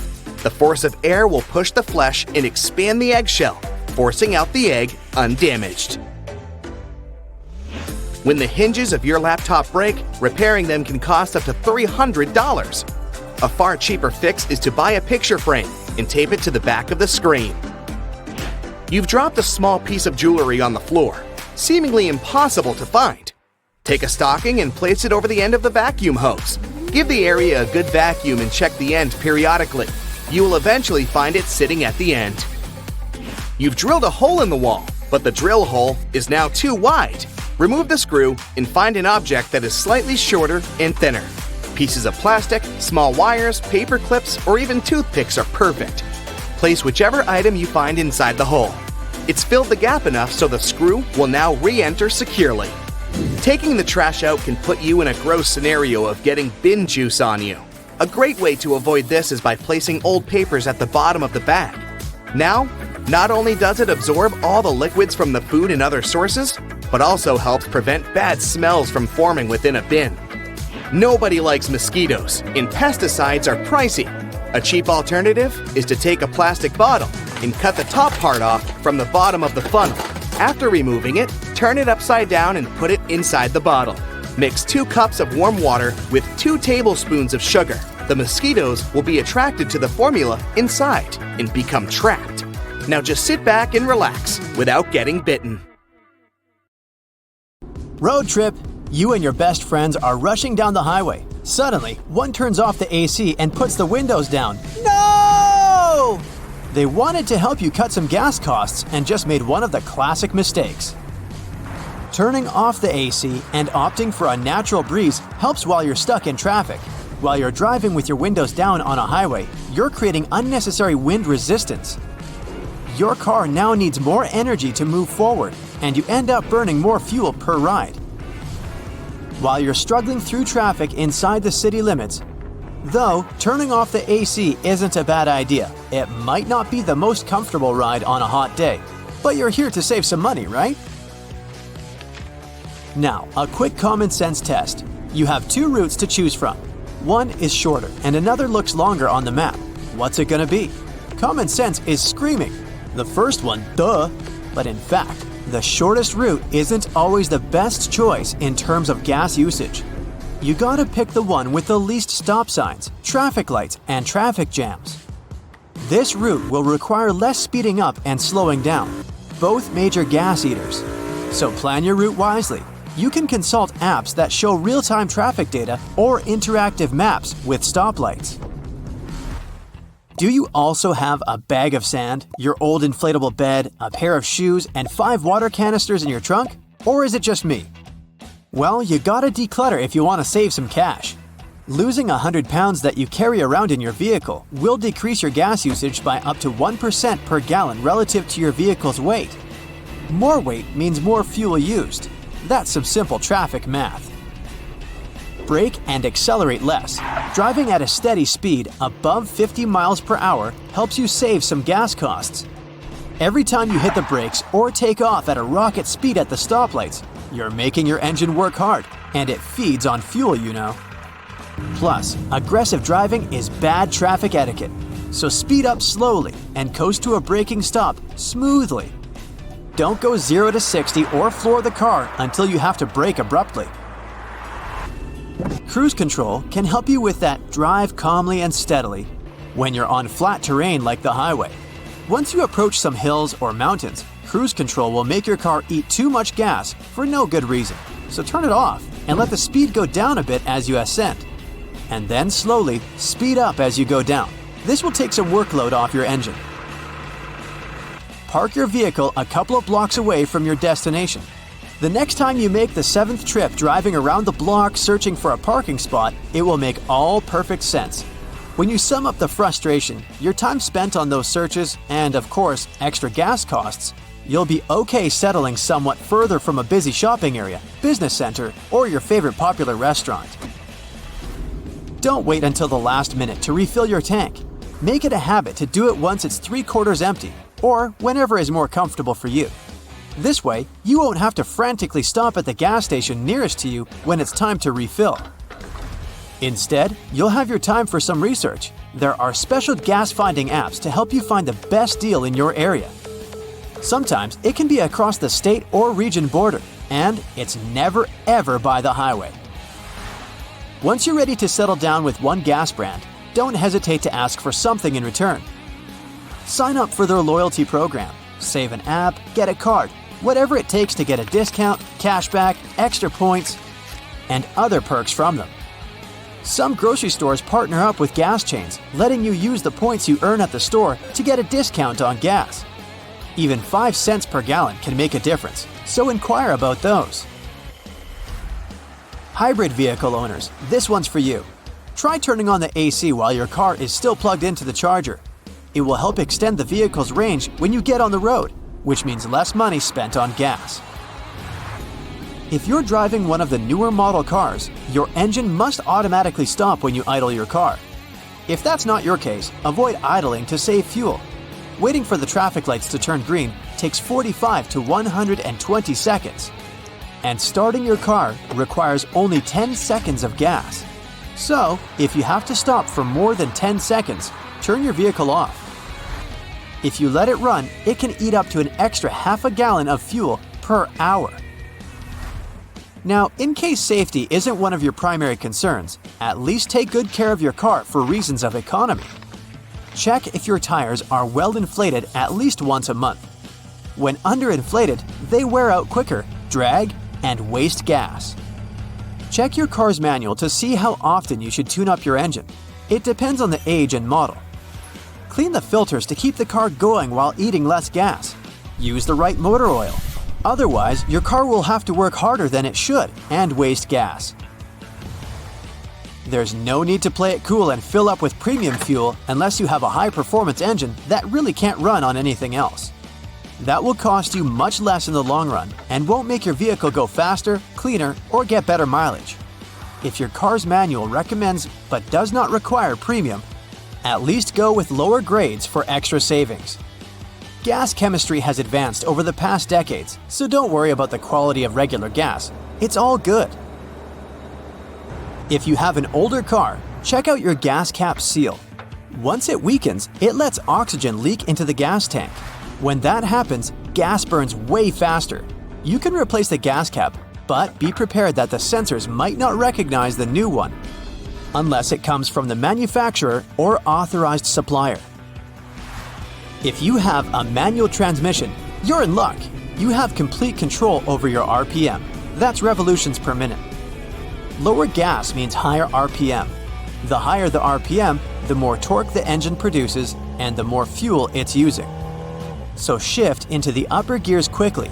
It differs from car to car, but an optimal solution would be to change to second by about 15 miles per hour and move to top gear by the time you're going at 30 to 35 miles per hour. That cargo container and the bike rack you have on the roof of your vehicle will have to go. They increase your car's wind resistance, so the engine must do more work to maintain the speed. It could mean up to 20% extra fuel consumption on the highway and up to 8% in the city. If you do need that extra storage, opt for rear-mounted cargo boxes. For those in car buying mode right now, look into a hybrid electric, plug-in hybrid electric, or all-electric one. I mean, you'll definitely cut gas costs with an electric car. Suppose you aren't ready for that much of a change. In that case, many popular models actually come in hybrid form. Toyota RAV4, Hyundai Sonata, and Volvo XC90 are all yours to go. And here comes the bonus tip that will help you cut driving costs by 100%. Are you ready for it? Don't drive! Okay, let me explain. Don't drive whenever it's possible. Walk, or bike to work, or use public transport. If that's too much for you, at least swap driving responsibilities and gas costs with colleagues living in your area. Do you know any other tips to save gas? Maybe you have personal favorites. Do let me know in the comments below. Watching you when you're in the bedroom and when you're in the bathroom. No, I'm not talking about your 3-year-old kids. One of the last things you think about when going on vacation is is if the room you're staying in has hidden cameras planted all over the place. For starters, look in the most obvious spots in your hotel room to see if you can find any hidden cameras. According to some experts, if you can't find anything in plain sight, then using your smartphone is enough for a basic sweep. Every camera has a lens, and all lenses reflect light. So a quick way to check for hidden cameras is to close all the curtains in the room and turn off the lights. Use your phone's flashlight to point it at potential places or objects a hidden camera might be at. One of the apparent spots is the smoke detector on the ceiling. Grab a chair and point the light straight at it and try to see if there's any red or blue light reflected. You'll have to do it slowly since the light needs to strike the lens at the correct angle for you to see a reflection. After you're done, move on to other objects like the shower head in the bathroom or an alarm clock or phone charger. Keep in mind the positions of these objects. If the charger is placed where a surveillance camera could be, then investigate it and call the reception. Even a painting in the room can be a potential nest for a hidden camera. Other objects can be lamps, a hole in the wall, or somewhere inside the closet. Another creepy place is the bathroom mirror. This one is tricky to spot, so you'll have to be patient when inspecting it. You can also use your phone camera to spot surveillance cameras that spy on you at night. These secret cameras emit infrared lights that the human eye can't see so that they can work at night. You'll also have to turn off all the lights and put the camera in selfie mode. The rear-facing camera on most smartphones has an infrared filter, but the front one doesn't. You can try pointing a TV remote at the front-facing camera and press on any of the buttons to see it yourself. If you see a bright red light on your screen, that means it's working. All you have to do is move your camera in the dark to see if you can find a bright light around. It'll be good to do a second sweep to make sure you didn't miss anything. Another technique you can use is turning off the Wi-Fi when you enter the hotel room. Most of the cameras are hooked up to the Wi-Fi, so they won't be functioning anymore. If you get a call from the reception saying that the Wi-Fi is down in the room, that might be a red flag. There's no reason for them to know if the Wi-Fi was purposely turned off. It could mean that the cameras are on the local Wi-Fi. When you connect to your hotel room Wi-Fi for the first time, be careful about sharing your personal data. Most networks will ask for your login credentials, such as your email. Some people can recreate a Wi-Fi login page that's identical to that of the actual hotel, which can be deceiving. You might be connecting to a Wi-Fi router, but an email is all it takes for some people to know everything about you. One of the best things you can do is download an app that shows you what devices are currently connected to the Wi-Fi that you're using. It can show what smartphone, laptop, smart TV, and in the worst case, hidden cameras are connected. A radio frequency scanner can detect a wireless camera in the room, even if it's connected to its own Wi-Fi. It might be challenging, though, because of many wireless devices overcrowding the airways. You can pick up random signals even if you turn off all your devices and any wireless emitting signals. Intrusion into your personal life can go so far as someone tapping your mobile phone or landline to listen to your conversations. One way of eavesdropping on people's conversations is installing a microphone to a line that sends the audio wirelessly to a recorder from a remote transmitter. Almost anyone can get their hands on such equipment since it's not too expensive to buy and is available in many shops and online. If you notice strange sounds while talking on the phone, like clicking, distant voices, or that sound similar to an old record playing, then chances are someone is listening to your phone calls. These sounds aren't typical for a regular modern cell phone. Most bugging software runs in the background of your phone without you knowing, which drains the battery. There can be many explanations for why your phone battery keeps draining, but some software living on your phone, viruses, and malware will likely be the reason. You can also look out for unusual phone activity when you're not using your gadget. If your notifications keep popping up and you muted them, then maybe your phone is being bugged. In that case, they do not only have access to your phone calls, but your actual phone. They can fish out any picture, video, file, and information you have without you knowing it. If you try powering off your phone and it takes way longer than usual, it can be another sign of someone tracking your phone. For the phone to completely shut down, it needs to log out of all the tasks and activities properly. If your phone is transferring data to someone remotely, it might be the reason for the delay in shutting down. One of the biggest red flags is if you receive text messages that have random symbols and numbers. The ones who tap your phone use some illegal software, which sometimes requires them to receive secret codes. Make sure the text messages aren't something you subscribe to. Otherwise, contact someone who can help. If you scroll through your apps and notice something that shouldn't be there, or something that looks fishy, the app could be a disguise for a spying app. Also, check for weird history in your browsers for stuff you didn't search. You might notice your phone turning on and off randomly without you touching your phone. And worst of all, they can turn on your phone camera anytime they want without you knowing. If you feel like your phone is tampered with, then you have to factory reset everything. It wipes out all the data, including files, settings, and apps. The same risks apply to your laptop. Every now and then, we all click on something that seems legit, even though it acts as an access point for spyware to enter our computer software. Draining battery, overheating, and weird activity are telltale signs of your PC being infected. GPS trackers are the most common ways to track someone's vehicle. It's pretty simple to get the job done, but it's very difficult to find the trackers since they're usually planted deep inside the car. If you ever get the spooky feeling that someone could be watching you while you drive, or coincidentally see the same person everywhere you drive your car, then start searching for that tracker. The most common places are underneath the car or near the back wheels. But the person tracking your car is smart and knows what they're doing. They're not going to let you find it that easily. If you find nothing on the outside of your vehicle, then try looking on the inside. If you find something there, it's a clear sign the person tracking you broke into your car and planted the tracking device.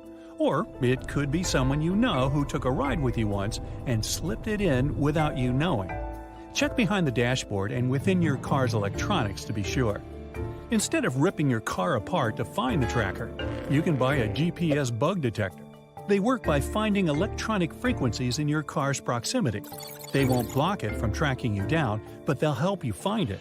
Before using it, turn off your smartphone or put it in airplane mode. This way, the frequencies won't intercept with the tracking device.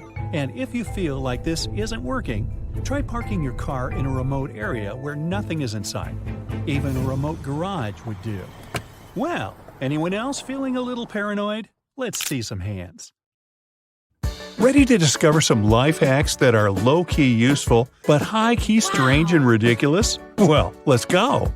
You wake up feeling brave and dangerous. You're going to wear an all-white shirt on your morning walk to work whilst drinking your Americano, but the plan backfires as you spill the coffee all over yourself. So, you've instantly just gone from feeling like a ferocious polar bear to a helpless white furry puppy. But no worries, all you need is a black marker. Make sure it's not permanent and a world map.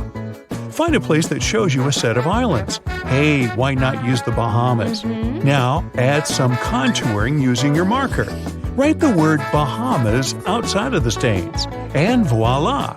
Those coffee stains on your shirt now represent one of the most famous sets of islands in the world. You've just transformed a fashion disaster into a funky, stylish masterpiece. Now, go get yourself another coffee. Have you ever looked up at the moon, convinced that there was a face looking back at you? Most of us have, which is weird given that the moon is nearly 250,000 miles away from Earth. This supposed face, of course, is just an illusion. It's shaped by the dark splotches of lunar maria. These are smooth plains formed by the lava of ancient volcanic eruptions. I want to show you a life hack that will allow you to feel like this famous face of the moon. All you need is an empty roll of toilet paper and your phone. Oh, and that beautiful face of yours. Simply put your face near the hole of the toilet roll and your phone beneath the bottom hole. All that's left to do is snap a picture and take a peek. Next up, are you a snacker? I mean, you just can't stand going into business meetings or classrooms where you're not supposed to eat. I might have found a solution if you're someone who likes Jesus. All you need is a chapstick tube, an empty one. Simply fill up the empty tube with cheese, and just like that, you have a discreet cheese dispenser at your mercy. Now, it's estimated that over 65% of people use lip balm. Some use it daily, others carry it around with them just in case their lips get dry. Who's going to suspect you're actually munching on cheese if you pull a lip balm container out? On average, for those who manage to actually fall asleep on planes, 61% will experience a below-average sleep. A lot of people have trouble falling asleep there altogether. But it's not impossible if you can replicate a sound sleeping environment. I present to you a sleeping mask. Just grab a hair bobble, bring all of your long hair to the front, and tie it as normal. It's literally like having a set of curtains over your face, which is what we need since the absence of light will send a signal to our bodies that it's time to rest. Now, according to research, 2 out of every 3 Americans name popsicles among their favorite foods to eat during the summer. Who can blame them? It's delicious. The only problem? How quickly it melts. But I've got something that's going to help out all of us popsicle lovers. All you need is a popsicle of your choice and a cupcake wrapper.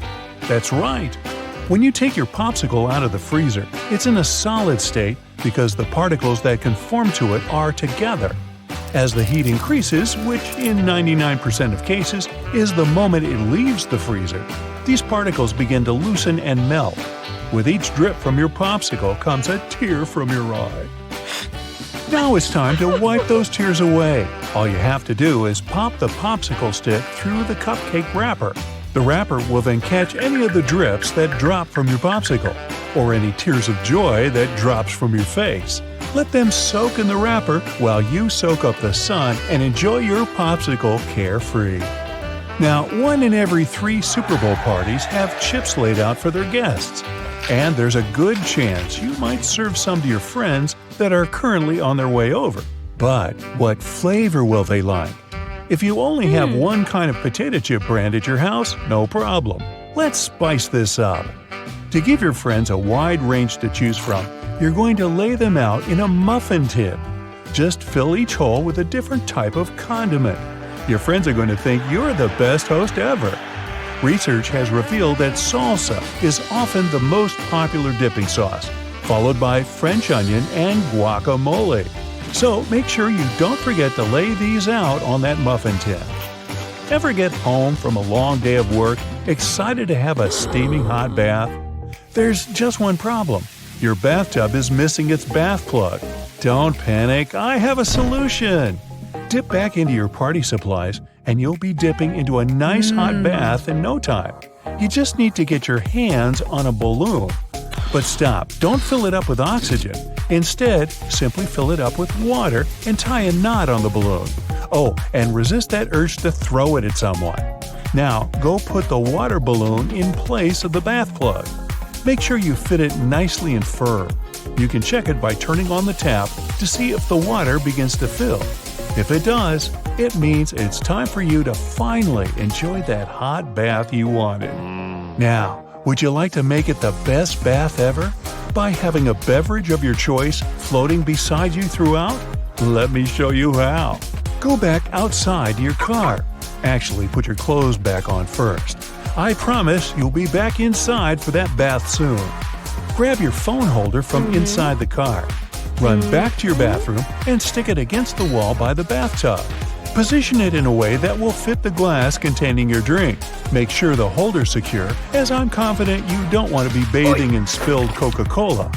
Now that you've ensured this, I'll leave you to enjoy this much-delayed bath and move on to the next life hack. Speaking of beverages, those cans of soda you just bought get warm way too fast. Let me help you out. Quickly pop to a nearby store and buy some ice. Then just find an empty cardboard box and a plastic bag.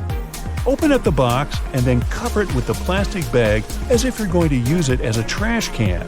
Then get your ice and pour the necessary amount inside the box. All of a sudden, you have a fully functioning drink cooler at your disposal. Go grab those cans of soda and put them inside it. Check back in a few minutes to find them nice and cold. In the meantime, just enjoy the sun. Sometimes, as you're going for a walk, you'll encounter surfaces such as muddy trails and forests that have the potential to ruin your shoes. Even if they're walking shoes, you still want them to look good, right?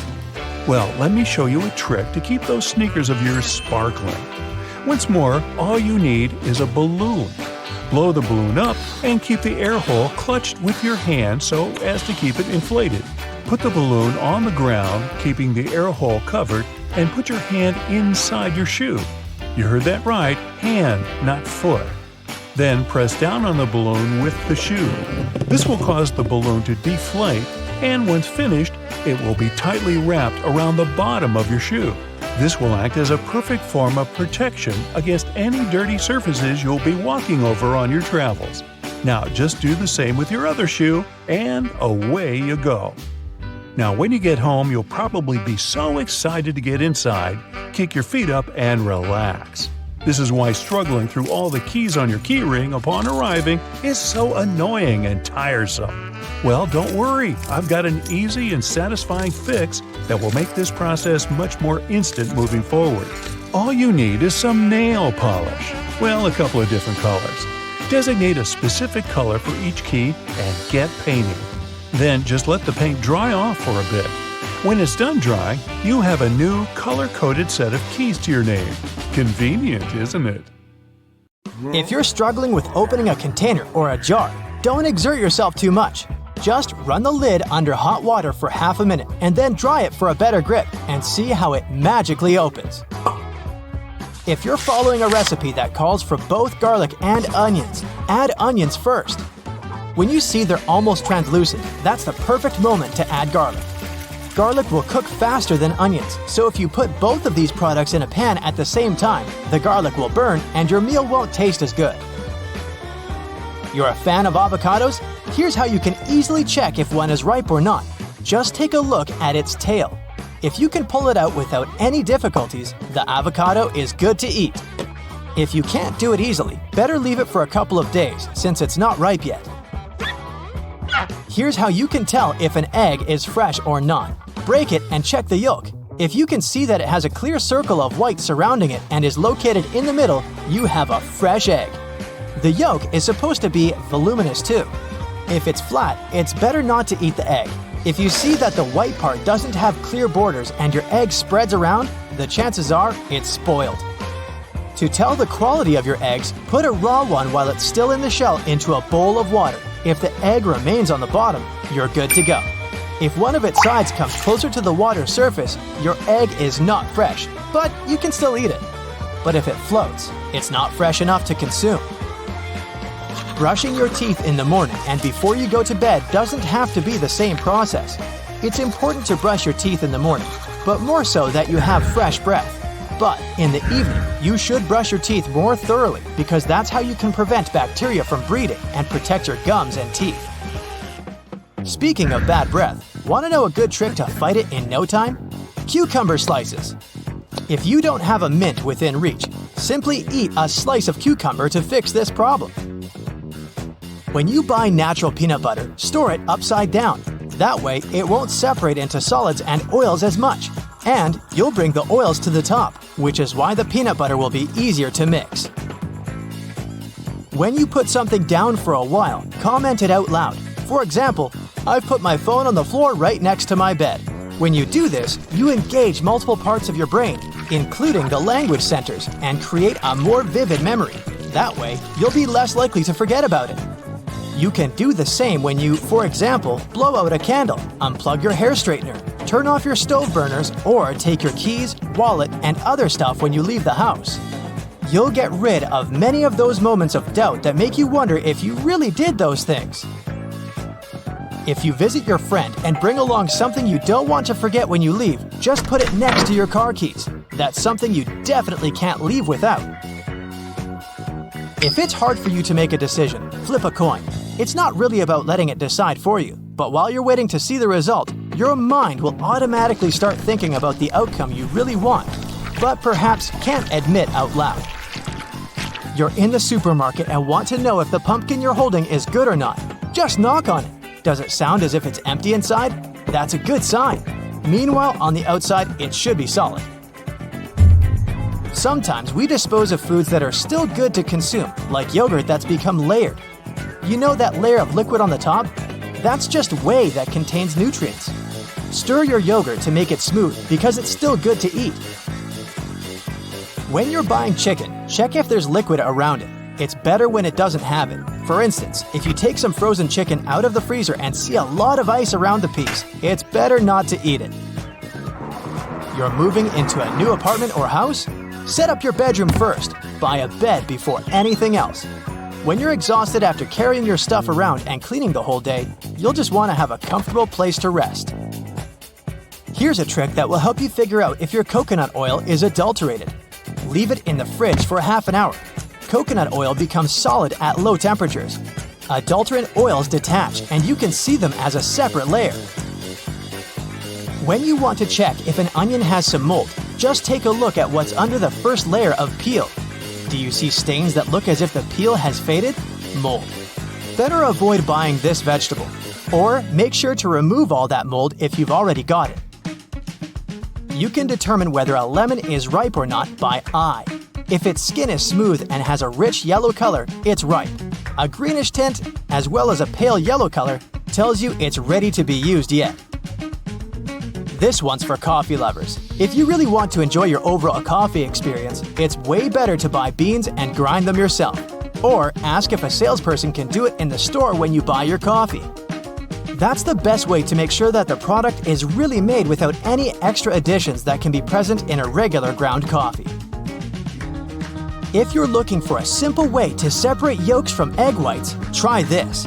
Take a clean and empty plastic water bottle, crack an egg into a bowl, squeeze the bottle over the yolk, and slowly release it. This way, you'll create a vacuum which will make the yolk slide into the bottle. Ta-da! It's separated from the white, just like that. Let's say you lost an earring or some other small item in the house. A vacuum cleaner will help. Just don't forget to pop a stocking over its head. This way, the item won't get lost in the dust and dirt inside the vax bag. You want to take your favorite lotion with you on a trip, but it takes up too much space? Try using a contact lens case. It doesn't need a lot of space and it's a perfect solution for short trips. A hair straightener is a surprisingly good tool when it comes to ironing collars, especially if you're not a fan of regular ironing. When you want to check if your batteries are good or bad, just drop them on the table from approximately 6 inches. If they bounce once and fall right over, they're good to go. If they bounce around more than that, they're either done or on the way out. If your razor doesn't have a plastic cap, just use a binder clip to cover it. And to protect the rest of your stuff if you're packing it with some sensitive items or materials. Nail polish is a simple yet effective way to differentiate your keys, especially if they're all similar. Finally, you don't have to try each of them before getting to the right one. When you're reheating leftovers in a microwave, space out a circle in the middle of your dish. This way, your food will heat up more evenly. Straw is a cool tool to remove strawberry stems. Don't you think? A muffin tin definitely comes in handy when you want to serve different condiments for your barbecue. Plus, it will save you some time with the dishes later.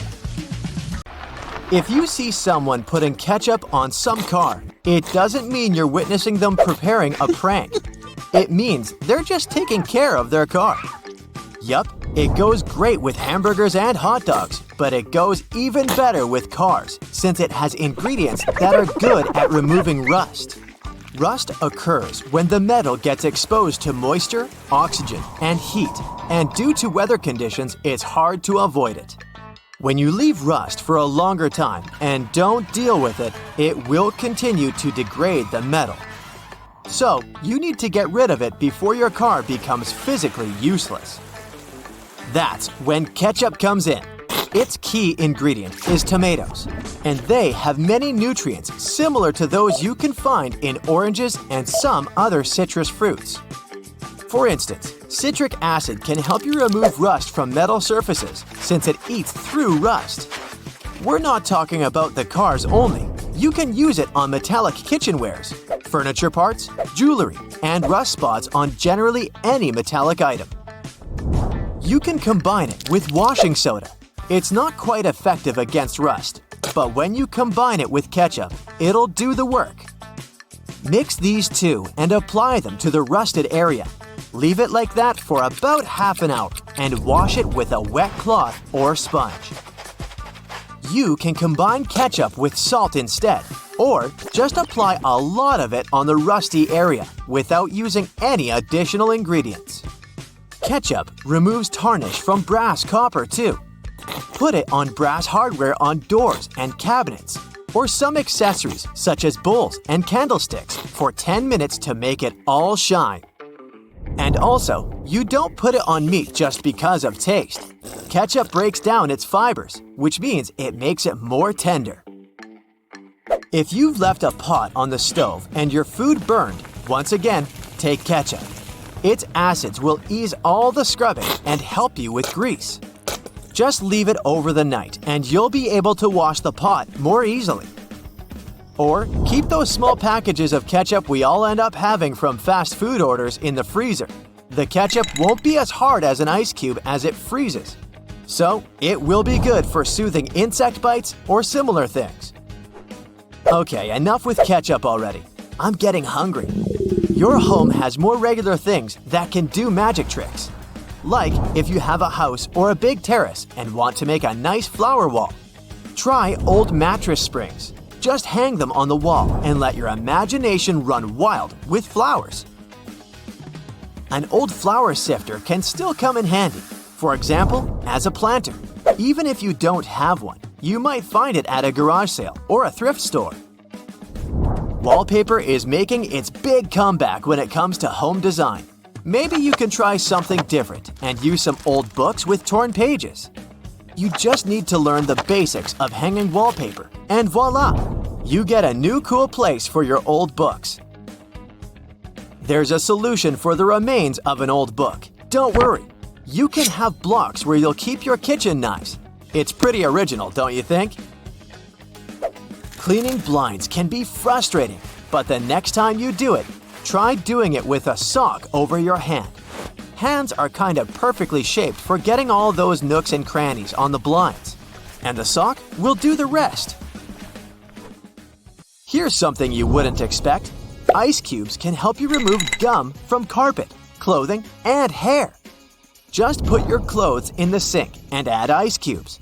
Leave it like that for a while. Ice will freeze the gum, so you can chip it away more easily.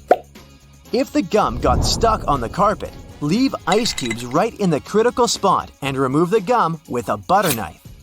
It's a little bit harder to remove it from hair though, but still possible. Just wrap the ice and parts of your hair with the gum in a washcloth until the gum gets frozen. When you get there, you should be able to break apart the gum and free your hair using your fingers. Or, next time you have to deal with a splinter, just take one ice cube to numb that area before you even start doing anything. Vacuuming can't suck all that dust out of your cushions, but a tennis racket can. It's a tool firm enough to beat the dust, but at the same time, it has holes where dust can go through.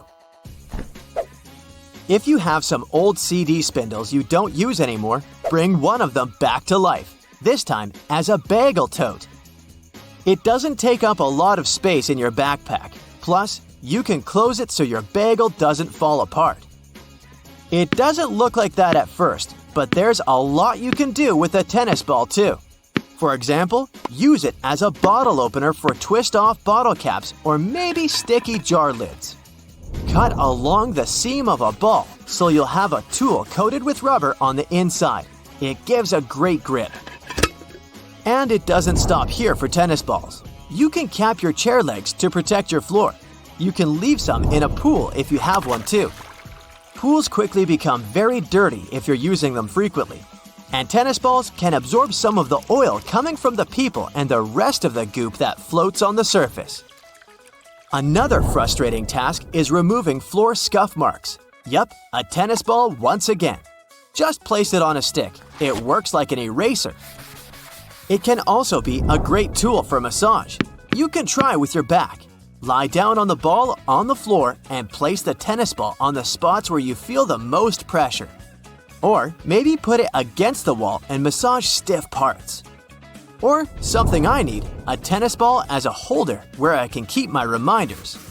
Just cut a slit into its side and place your message inside. It can be a cool gift too.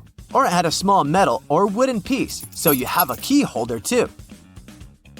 Bread tabs can be great for labeling cords and never getting lost down there with your power strip.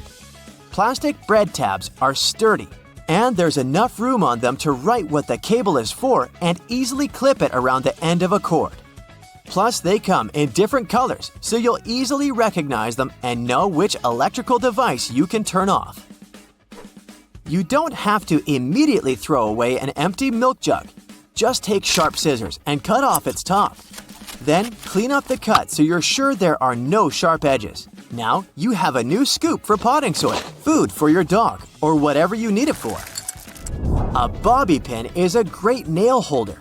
You can easily get distracted and hammer a finger when working with tiny nails. So, it would be better to go with a common bobby pin to keep your fingers at a safe distance. If you don't have enough space for your cookbook while preparing a meal, take a pants hanger and attach your recipes there. Also, if you have a broken pants hanger, you don't need to throw it away, or at least not all the pieces. You can remove clips and use them for pasta or some other open packs in your kitchen. Don't throw away an empty ketchup bottle. You can use it for a pancake mix so it doesn't get too messy when you're preparing this delicious breakfast. It can get tricky to carry your stuff at the beach, so take an old lotion bottle and clean it out so you can put your money, phone, and keys inside. Less chance someone will take any of this stuff even if they manage to take a peek inside your bag. Welcome to an uninhabited island. How did we end up here? Well, I don't know. But now we have to survive here for a couple of days, and I'll teach you all I know. Gladly, wherever I go, I'm always prepared for a situation like this. So in this magical backpack, I've got everything we're gonna need for survival. The first thing is, of course, a knife, which will come in handy in many situations. Surrounded by the ocean, you don't have any drinking water available. Oops, I didn't put any water in the backpack. But don't panic. Your most reliable source of water here is the coconuts. So we need to fetch some of those. If you're lucky to get some green coconuts, you can cut them open with a knife. It's relatively easy. But the problem is that they grow high up on the tree. You're free to climb up there to get some, but it's not gonna be easy. Luckily, when coconuts mature, they turn brown and fall off the tree. The water inside stays safe to drink for about 9 months, so you can pick some up from the ground. The problem here is that they can be pretty hard to open. However, if you're lucky to have a screwdriver, it won't be a big deal. Also, a simple stone can crack a coconut for you, but don't forget to wrap it in a towel or even a t-shirt beforehand. Remember that you can't drink as many coconuts as you want. Don't drink more than 5 brown coconuts a day, unless you want to get an upset stomach. By the way, the same goes for green coconuts. After you drink a brown coconut, don't rush to throw it out. You can scrape off the white part and eat it. It's totally edible. I admit I didn't bring any bowls, but this is once again where coconuts come in handy. It can be turned into one. After you cut it open, you have bowl-shaped pieces. Start by removing all the white stuff from the inside until it's just a shell. This is going to be your bowl, but we'll make it pretty.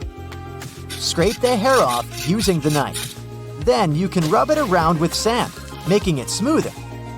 The last thing to do is to polish it with the coconut's very own coconut meat. The oils in it will make your bowl shiny and pretty. Okay, the most important skill is to make fire, of course. I did put a couple of lighters and a matchbox in the bag to make it easier, but you just can't be a qualified survivor if you don't know how to start a fire without them. You need to find a curved piece of wood and tie a bowstring to it like this, so it looks like a bow.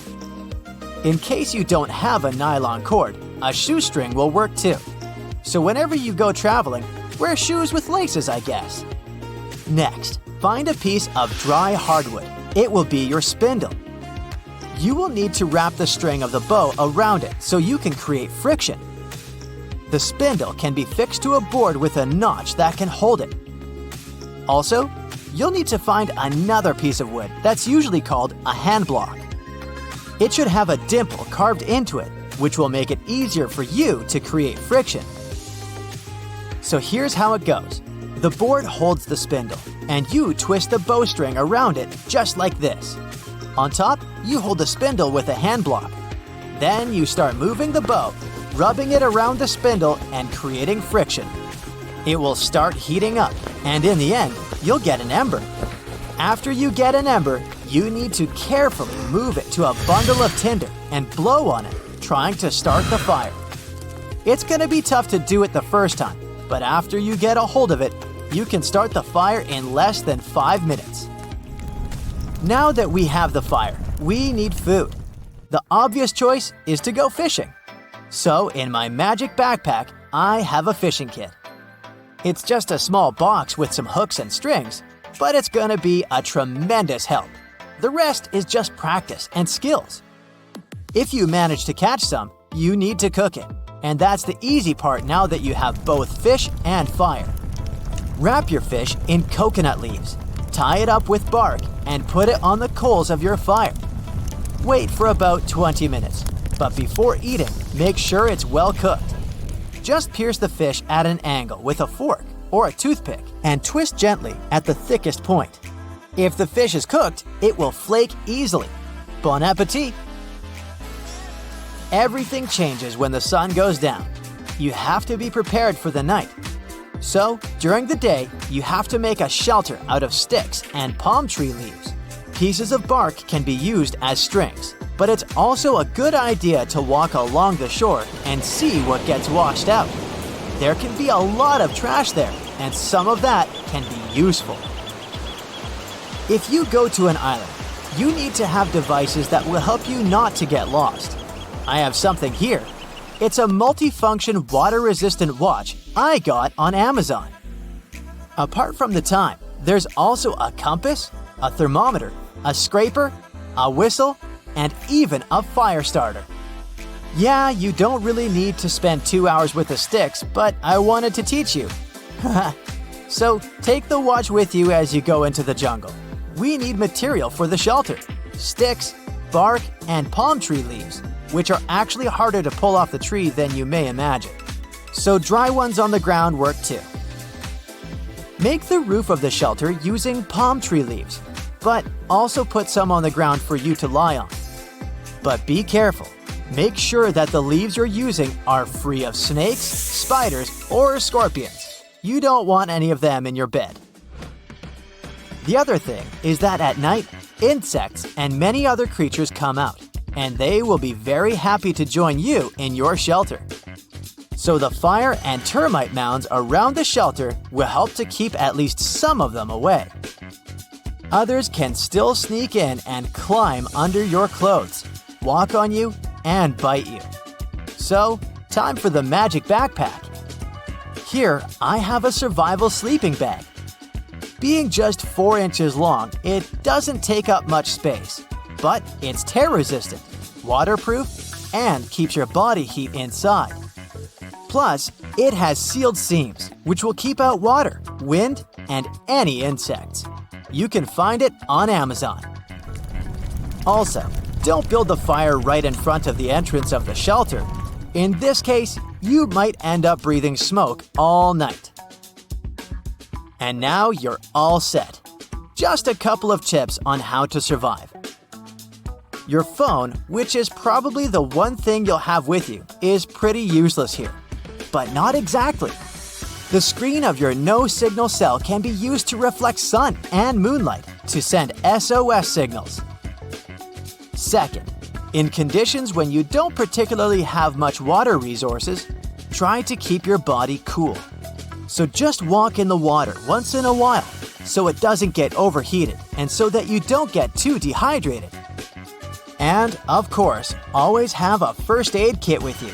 It's the last survival thing I have in my backpack. Also from Amazon. It's a water-resistant bag with a pair of scissors, band-aids, tweezers, bandages, and so on. Pretty useful stuff in the wild. Happy survival, even though I hope you'll never have to do it unprepared. Put oil-absorbent paper on a clean, smooth surface. Then, squeeze your toothpaste evenly on the paper blob by blob. Sprinkle it with baking soda, and when the toothpaste pieces solidify, put them in a small portable box or bottle. When you need to brush your teeth in the wild, just take one blob, put it in your mouth, and use your toothbrush as usual. If your condiment collection takes up too much space in your picnic basket, use some straws to create mini versions of your favorite spices. Cut 1/3 of a straw, pinch one edge with forceps, and melt it on fire to seal the edges together. Then, use a kitchen funnel to pour the spices into this mini bottle and seal the second edge using the same technique. Sign the name of the spice and place it in a small box. When your shoes get wet in the wild, find some stones of a suitable size. Put the stones in a pot with water and boil them. Place the heated stones carefully inside your shoes. You can use kitchen tongs or a ladle to carry the stones. The shoes will soon get dry. If you don't want to boil the stones, here's another way. Take a plastic bottle, pour hot water inside, and wrap the bottle with toilet paper. Then place the bottle in your shoe and wait for 30 minutes. It should be enough to make them crispy and comfortable. If you're eating soup in the wild, you can cut an emergency spoon out of a plastic bottle. Cut out the shape of a spoon with a knife in the place where the walls of the bottle meet the bottom. And don't forget to add a comfortable handle. Garlic and onions can be easily peeled with a metal bottle cap. Speaking of metal caps, you can open a bottle with one of those using your wedding band, metal spoon, or another bottle. Went fishing but forgot your knife at home? Use a carrot to peel the fish. Cut the carrot at an angle and rub the fish scales with 1/2 of the carrot. The scales will easily come off. Punch holes in a cork of a plastic bottle and screw it tight. Then cut off the top of the bottle and turn it upside down. Place a rolled napkin or toilet paper in the neck of the bottle. Then put some coal, grass, and stones and pour turbid water into this handmade filter. Later, you can boil this filtered water and drink it if you get thirsty in the wild. Melt a bar of soap and draw it up into a syringe. Squeeze the soap into an empty pill pack and seal the template with tinfoil. Use one of the tiny soaps to wash your hands anytime. To make your grilled patties juicier, press a groove in the middle of the patty and put ice on it. Wait for the ice to melt and fry as usual. You can make a camping washing machine using an ordinary bucket with a lid. Cut a small hole in the middle of the lid and insert a plunger handle into it. Pour the laundry detergent into the bucket. Put in clothes and water, close the lid, and rinse the clothes with a plunger until the stains are removed. If you can't pick out gum stuck on your clothes, put a piece of ice on it, and the gum will tear off easily. You can also put your clothes in a freezer for a while and then tear off the gum. Detergent bottles are usually too big to take on a camping trip. Take a sheet of thin paper and spread the detergent evenly on the paper. Cut the paper into small square pieces and put them in a waterproof box. When you need to wash the dishes, just put one piece on a wet sponge. While walking in the woods, collect tree branches, about the width of a finger. Bring the branches home, wash and cut them into equal pieces. Put them in a bowl and glue the sticks together in the shape of the bowl, using hot melted glue. Your stylish handmade fruit tray is ready. If the lid of the tin just wouldn't open that easily, try this life hack. Wrap the lid with adhesive tape. Then, gently pull it open. If your kettle is full of scale, pour in some water and put a piece of lemon inside. Boil the water, then wash the kettle, and the scale will be gone. In case you get hungry in the wild without a fishing rod, try another way to catch some fish. Take a large empty plastic bottle, cut off the top part, and turn it upside down. Tie the two sides of the bottle mouth with a rope. Crush some instant noodles and put them inside the bottle. Throw the bottle into the river. This trap will surely attract fish. Make matches that will never get blown out in windy weather. Wrap the matches in napkins and dip them in melted wax. Wait for them to dry, and voila, you have matches that won't go out. You can use a basic razor to crumble chocolate into your ice cream or coffee. Take an even number of jars and paint them your favorite color. Glue them to the surface of a wooden chopping board from both sides, and then put a rope on the side of the chopping board as the handle rope. Your brand new tableware storage box for outdoor camping is ready. Nitrogen in hair promotes nutrients. Put the hair you lose every day in a flower pot and your plants will grow stronger and healthier. Place several instant noodles in a baking dish. Add a thick layer of cheese. Sprinkle it with all the seasoning bags from the noodle packages. Then, pour ketchup and other toppings like pepperoni or mushrooms in the gaps between the noodles. Add some more cheese and bake your meal until the cheese melts. Super delicious noodles are ready. Instant noodles are also a great fire starter. Take clean disposable paper cups and use a needle to poke out decorative rows. Then, use a knife to cut a small cross at the bottom and put the cup on a lamp belt. Repeat this with other cups until your own unique lamp belt is ready. You can also paint the cups in your favorite color before placing them on the lamp belt. Egg packaging can be used to store sauces. Dip the root of the rose in honey, then insert the root in a potato and trim off the branches. Plant this potato in a pot. This is how you can grow your own roses in a pot. Brush your shoes with toothpaste and a toothbrush, and they will get as white as your teeth. Use a hula hoop and a bathroom curtain to organize a bathroom anywhere in the forest. Attach the curtain to a hula hoop with hooks and tie it to a tree with a string. You can also use this tip to build a temporary dressing room. If you don't want to take the entire package of tape on a hike, wrap the necessary amount around your lighter, and then just cut off a piece when you need it. If you need to move a heavy sofa, you can put banana peels under the legs of the sofa. Furniture will slide on the floor easily. After eating a meal from the lunchbox, a lot of oil stays on its surface.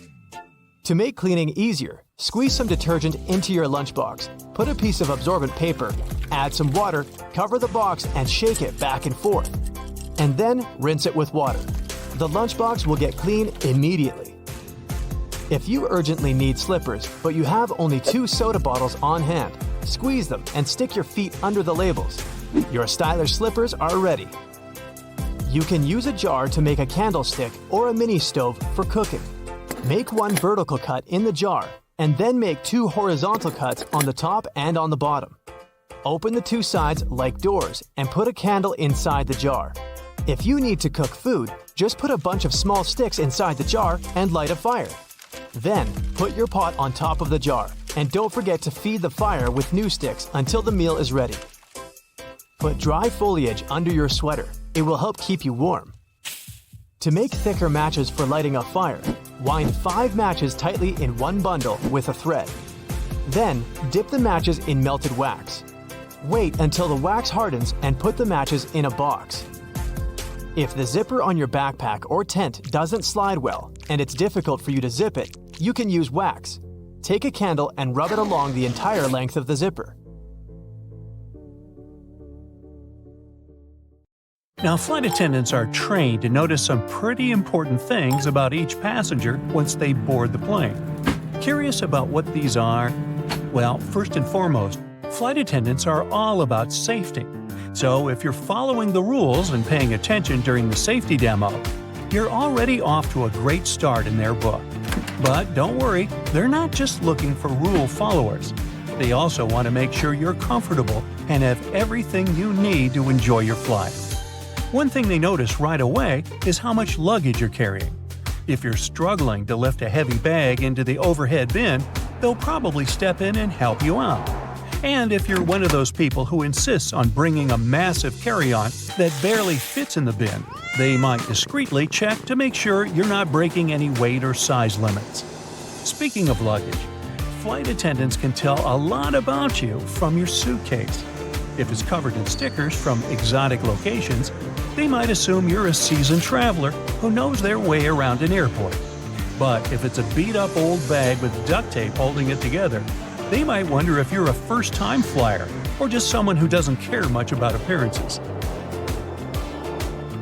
Of course, one of the most important things flight attendants notice about you is how you treat them and your fellow passengers. If you're friendly, polite, and respectful, they'll go out of their way to make your flight as pleasant as possible. But if you're rude, demanding, and throw a tantrum when things don't go your way, they might not be as eager to help you out. And then some. They'll always take a sneak peek at what's on your feet, too. It's not because they're all secretly obsessed with shoes, it's actually for your safety. They check out your sneakers to see if you can quickly and easily run in case of an emergency. If you're planning to board a flight, you might want to think twice before rocking those high heels, unless you want to hear an emergency command to kick them off. Speaking of emergencies, flight attendants also like to look at whether you're a fit person or not. They do this just in case they need some physical assistance in the event of some bad, unwanted thing happening. And hey, if you happen to be a doctor, don't be shy about letting the crew know. You might just be a lifesaver. Now, let's talk about food and drinks, my favorite topic.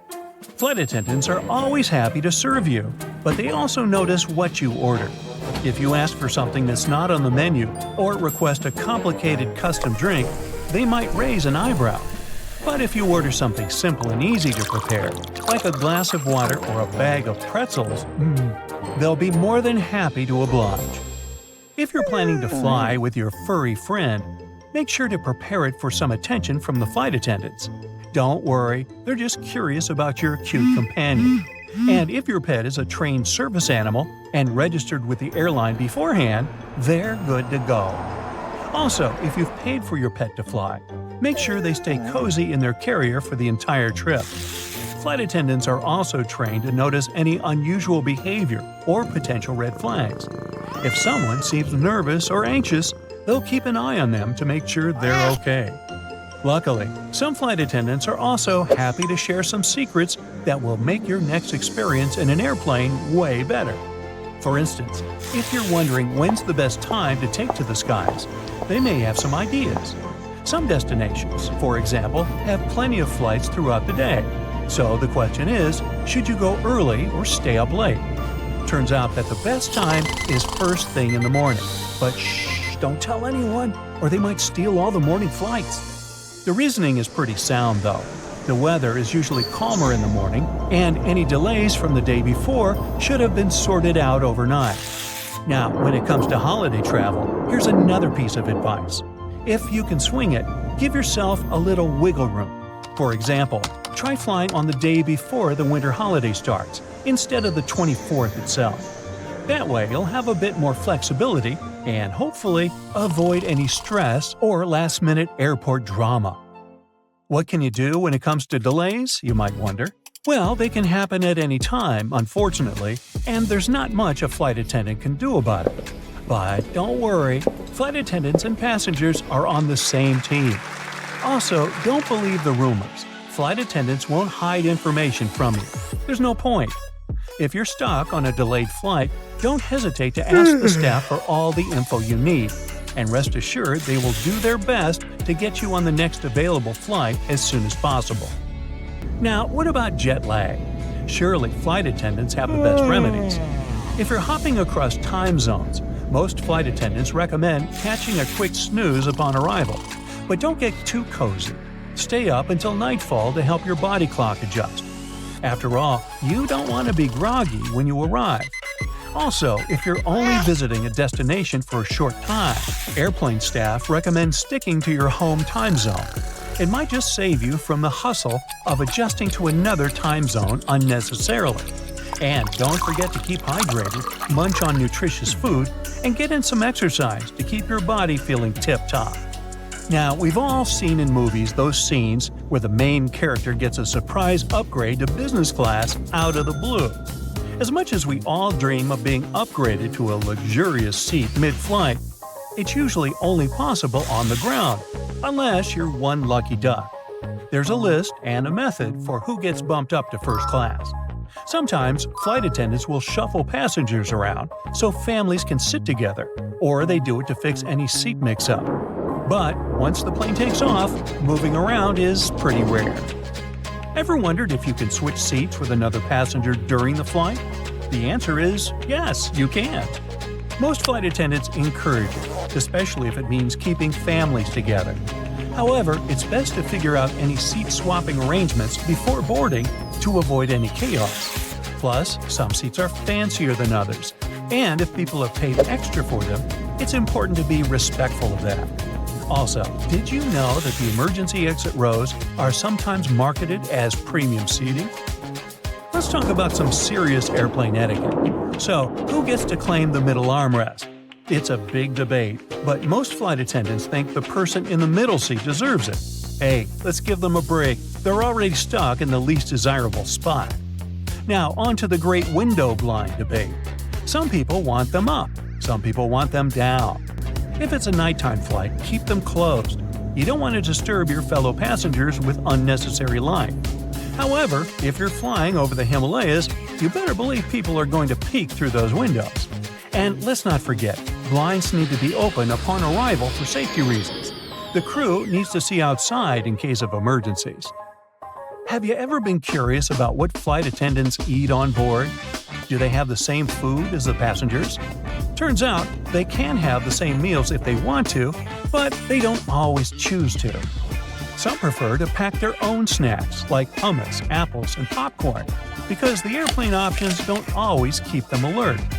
They also focus on drinking lots of water and avoiding foods that might make them feel bloated, but they do indulge in airplane coffee. Some crew members even bring their own meals on board due to dietary requirements or to add to the festive vibe on holiday flights. I once saw a passenger give a tin of holiday cookies to the flight attendants. You can bet she got some extra special attention. Yep, moving objects through a door when it keeps closing is super annoying. So instead, tie a rubber band around the handle on each side of the door so that it crosses over the latch. The latch then won't be able to pop out, and the door won't lock shut. To check whether your bed sheets are fully dried, take a mirror and place it underneath. Leave it there for around 5 minutes, and if it steams up, it means the sheets are still damp. A damp bed can be a breeding ground for mold and other nasty fungi. You can paint the end of your keys with different colored nail polish so that you can easily identify which key is which. In order to pour the perfect amount of oil or salad dressing, poke holes in the foil seal rather than removing it completely. This prevents a big amount rushing out quickly. To prevent Band-Aids from slipping off your finger, cut a line on either side. This will create 4 smaller sticky strips rather than one large one, and it will be much easier to secure. If you enter a public restroom and see a red Solo cup someone put under the seat, better choose another booth. It means there's no toilet paper in this one. The red cup is a frequent replacement for a toilet paper hub, which is also put under the seat for the same reason. Speaking of restrooms, almost any public toilet has a large gap between the floor and the door. The reason for such a zero privacy thing is to actually minimize the level of privacy and comfort so that people won't stay there long and there'd be no lines. It's also to clean and safer if some emergency occurs. Forgot to put your drink in the fridge? Wrap a wet paper towel around it and put it in the freezer. In just 15 minutes, your drink will be ice cold. Instead of filling your purse or wallet with store loyalty cards, you can take a photo of them. Just take one snap of the barcode as well as a picture of the front so you know which card it is. Then, when you visit the store, just scan the barcode on your phone to collect your points. If you're using your phone to watch something and are tired of propping it up and having it fall back down, try using your sunglasses. Simply place them upside down and use the parts that go around your ears to hold the phone in place. Now, if you don't have the correct size coin to put in your shopping cart next time you go to the supermarket, you can use your key instead. If you have a key with a rounded end, you can insert that where the coin would go and the cart should unlock. If you're struggling to get your taco shells to stay in place, use a muffin tray. Flip the tray upside down, spray it with oil, and place your tortillas in the gap. Cook them for around 10 minutes at 700 degrees Fahrenheit for the perfect crispy taco shell. You can use a water bottle to separate egg yolks. Hold the bottle over the yolk and squeeze it to suck the yolk up. Drop it into a separate bowl and you're good to go. Next time you're struggling to clean your ceiling fan, use a pillowcase. Slide the pillowcase over each blade to wipe off the dust. This way, excess dust is caught inside the pillowcase and won't rain down on you. To properly clean your blender, fill it with soap and hot water. Switch it on for around 10 seconds and let the swirling water do the hard work. Then just rinse it off and it's clean. Put down a strip of masking tape before nailing into plaster walls. The tape should stop the plaster from flaking or spreading dust all over the floor. If your shoes smell bad, put a few dry tea bags into the shoe. The tea bags will absorb the smell. Try using toothpaste to remove small scratches on furniture. Rub a peanut-sized amount on the scratch in a circular motion until the scratch buffs out. Then wipe it with a damp cloth and voila! Drill a couple of small holes in the bottom of your trash can to stop the bag getting stuck when you pull it out. The holes stop the vacuum-like effect that keeps the bag pinned down. You can easily remove the sticky residue from jars using cooking oil. Soak a cotton pad in some oil, then rub it on the sticky area. Allow it to sit for a few minutes, then it should wipe away easily. Now, you can use hair conditioner to make that new wool sweater less itchy. Just soak it in lukewarm water with a couple of tablespoons of conditioner and leave it for 15 minutes. Then just dry it and your sweater will be much softer. An odor on your fingers can be removed with some minty toothpaste. Rub them together with toothpaste, then rinse them clean. It'll help get rid of the odor and act as a light scrub, too. Now, before you throw out those old sneakers, arm yourself with an old toothbrush and a little toothpaste. Work the paste into the dirty spots and leave it for at least 10 minutes. Wipe it off with a damp cloth and repeat if it didn't do it right the first time. Be careful with colored toothpaste, it may leave stains. Washing your clothes on a low heat, or even better, a cold wash, will make them last twice as long. Drying them on the line, if possible, will also make the material last longer than if you used a dryer. Metal zippers are very durable, but they'll snag more than other kinds of zippers. Just gently rub a bar of soap over the teeth of both sides of the zipper. The residue will help lubricate it, making it easier to slide open and closed. When you can't squeeze any more toothpaste out of your tube, just cut the end off. This will allow you to get what's left inside onto your toothbrush in a pinch. If there's enough for more than one use, place it in a plastic bag for later. Freezing candles before use can make them burn a lot slower. This will cool the wax right down and extend its melting time. A pack of cotton pads has those strings on it so that we can hang it on some hook or holder. And no, there's no need to untighten and tighten the pack again. Look at the bottom of the pack. It has a perforated line. Tear along it, and now you're good to pull out a cotton pad. If you've ever tasted a Nintendo cartridge, you'll confirm that, yes, they taste revolting, leaving a sour, bitterish aftertaste in your mouth. They're covered with denatonium benzoate, one of the most disgusting flavors known. Actually, this taste is kind of a hidden function. It prevents people from swallowing those cartridges. Headrests in a car are about comfort, and detachable headrests are about safety. If you pull the headrest out of the seat, you'll see two bars, which are quite sturdy.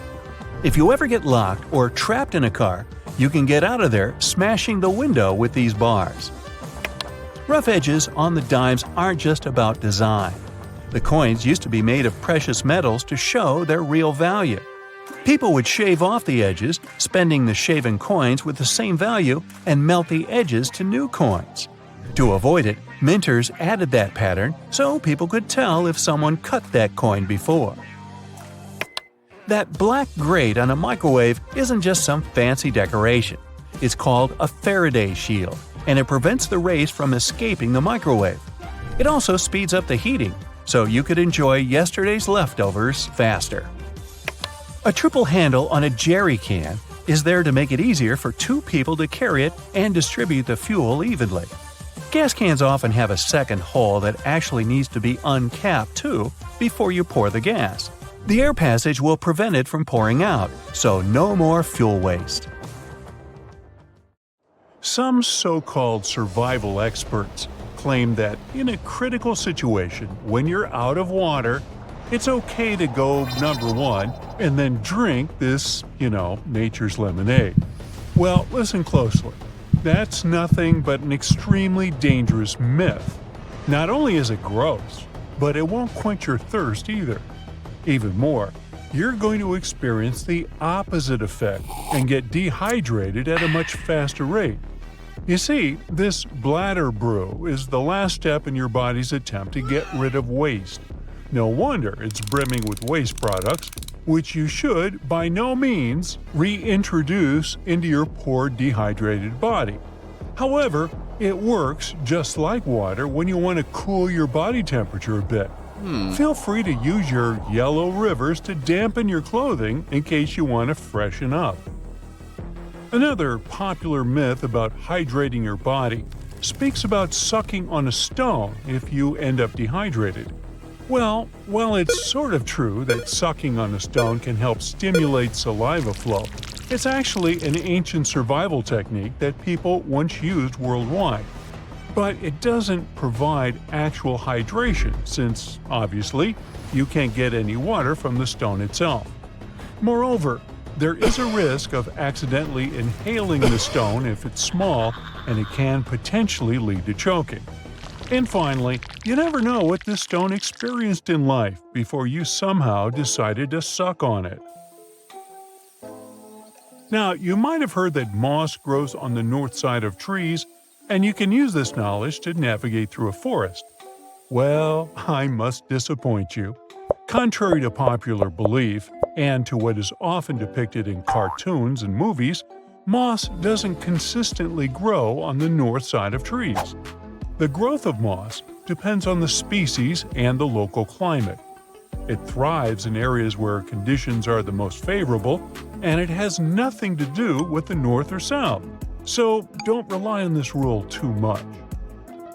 So space blankets actually do work. Despite their thin, trash bag-like appearance, mylar-coated emergency blankets can indeed keep you warm.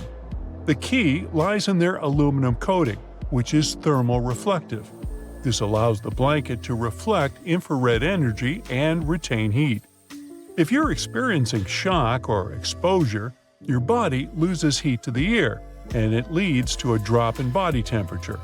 A space blanket helps prevent this by keeping moisture in your clothes and reducing evaporation, which in turn limits heat loss. Wrap yourself in one of those tinfoil-like sheets and you'll stay much warmer. Another plus, these blankets are compact and affordable, so don't forget to throw them in your backpack before heading out. Now, loads of people think that when they're lost outdoors, they need to find food first. That's a dangerous belief. In this kind of emergency situation, prioritize water and shelter over food. A study from 2009 indicates that humans can survive up to 2 months without food and between 8 to 21 days without both food and water, even though this number varies based on individual and environmental factors. In survival situations, finding water and shelter is far more critical than getting food. In harsh conditions, you might only last 3 hours without adequate shelter and 3 days without water. If you have water and shelter, it significantly increases your chance of survival. Unfortunately, there are also many misconceptions about treating hypothermia, like the statement that a hot tub can cure this condition. Now, it's true that rewarming is essential when dealing with hypothermia, where the body's core temperature drops below the normal 98.6 degrees. But placing a hypothermic person into a hot tub can cause extreme pain and may even trigger a serious health condition, like a heart attack. Instead, put hot water bottles under the person's armpits or use skin-to-skin rewarming. Avoid using high heat sources. They can be extremely harmful in this situation. Another myth connected to hypothermia is that you should let a hypothermic person sleep. In reality, it's crucial to keep them awake while warming them up. Symptoms like shivering, confusion, slurred speech, and clumsiness indicate severe hypothermia, and drowsiness can follow. Allowing a hypothermic person to sleep can be dangerous, potentially leading to the worst possible outcome. Stay alert and make sure that the person remains conscious while you're warming them up. How about feeding a hypothermic person? You may have heard that you should by no means do it, but this is actually false in mild to moderate cases of hypothermia. The treatment for hypothermia differs from that of normal shock. Feeding someone in shock is dangerous because they might throw up and choke if they lose consciousness. However, in moderate cases of hypothermia, small, repeated doses of high-calorie foods are beneficial. Such foods generate metabolic heat, helping the hypothermic person regain their ability to produce body heat. Now, when lost in the wilderness, you can eat anything animals eat. Well, hold on. It might be one of the most dangerous survival myths. Although humans share some biological similarities with other animals, there are significant differences in our dietary tolerance. Some plants that are safe for animals can be extremely dangerous for humans. Birds, for example, consume a variety of berries, some of which are toxic to us. Even squirrels, which typically eat nuts, safe for humans, sometimes gnaw on mushrooms and nuts that can make us feel very unwell. Just because an animal eats something doesn't mean it's safe for you to munch on.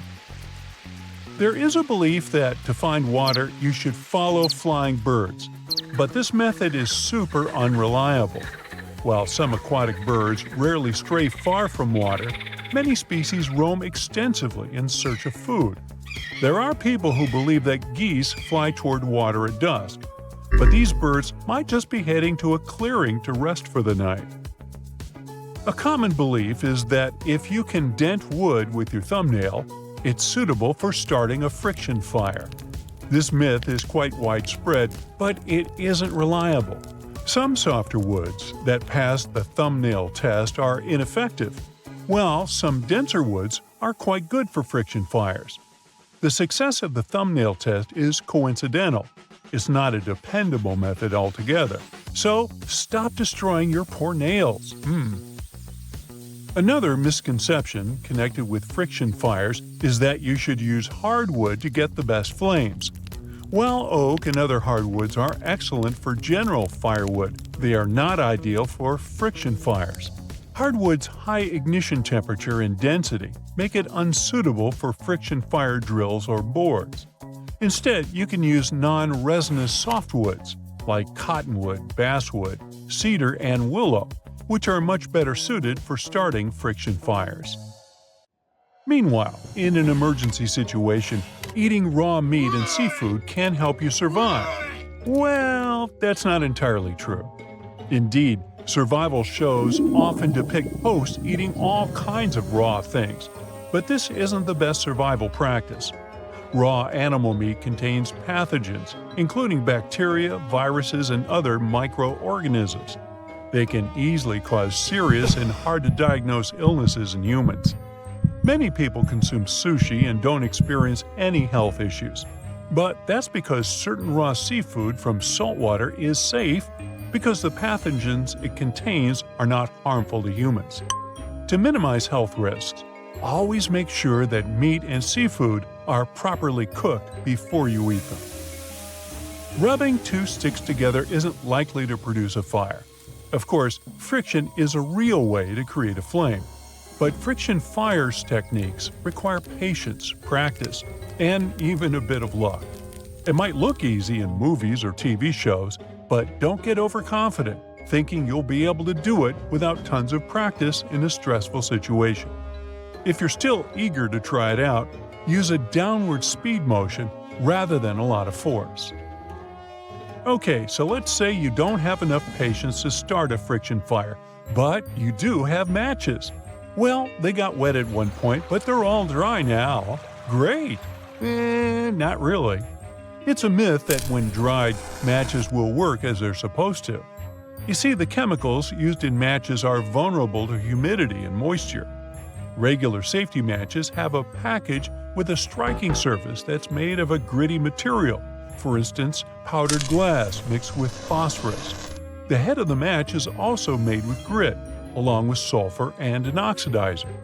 A tiny amount of heat that is created when you strike a match is caused by the friction of the glass powder grinding together.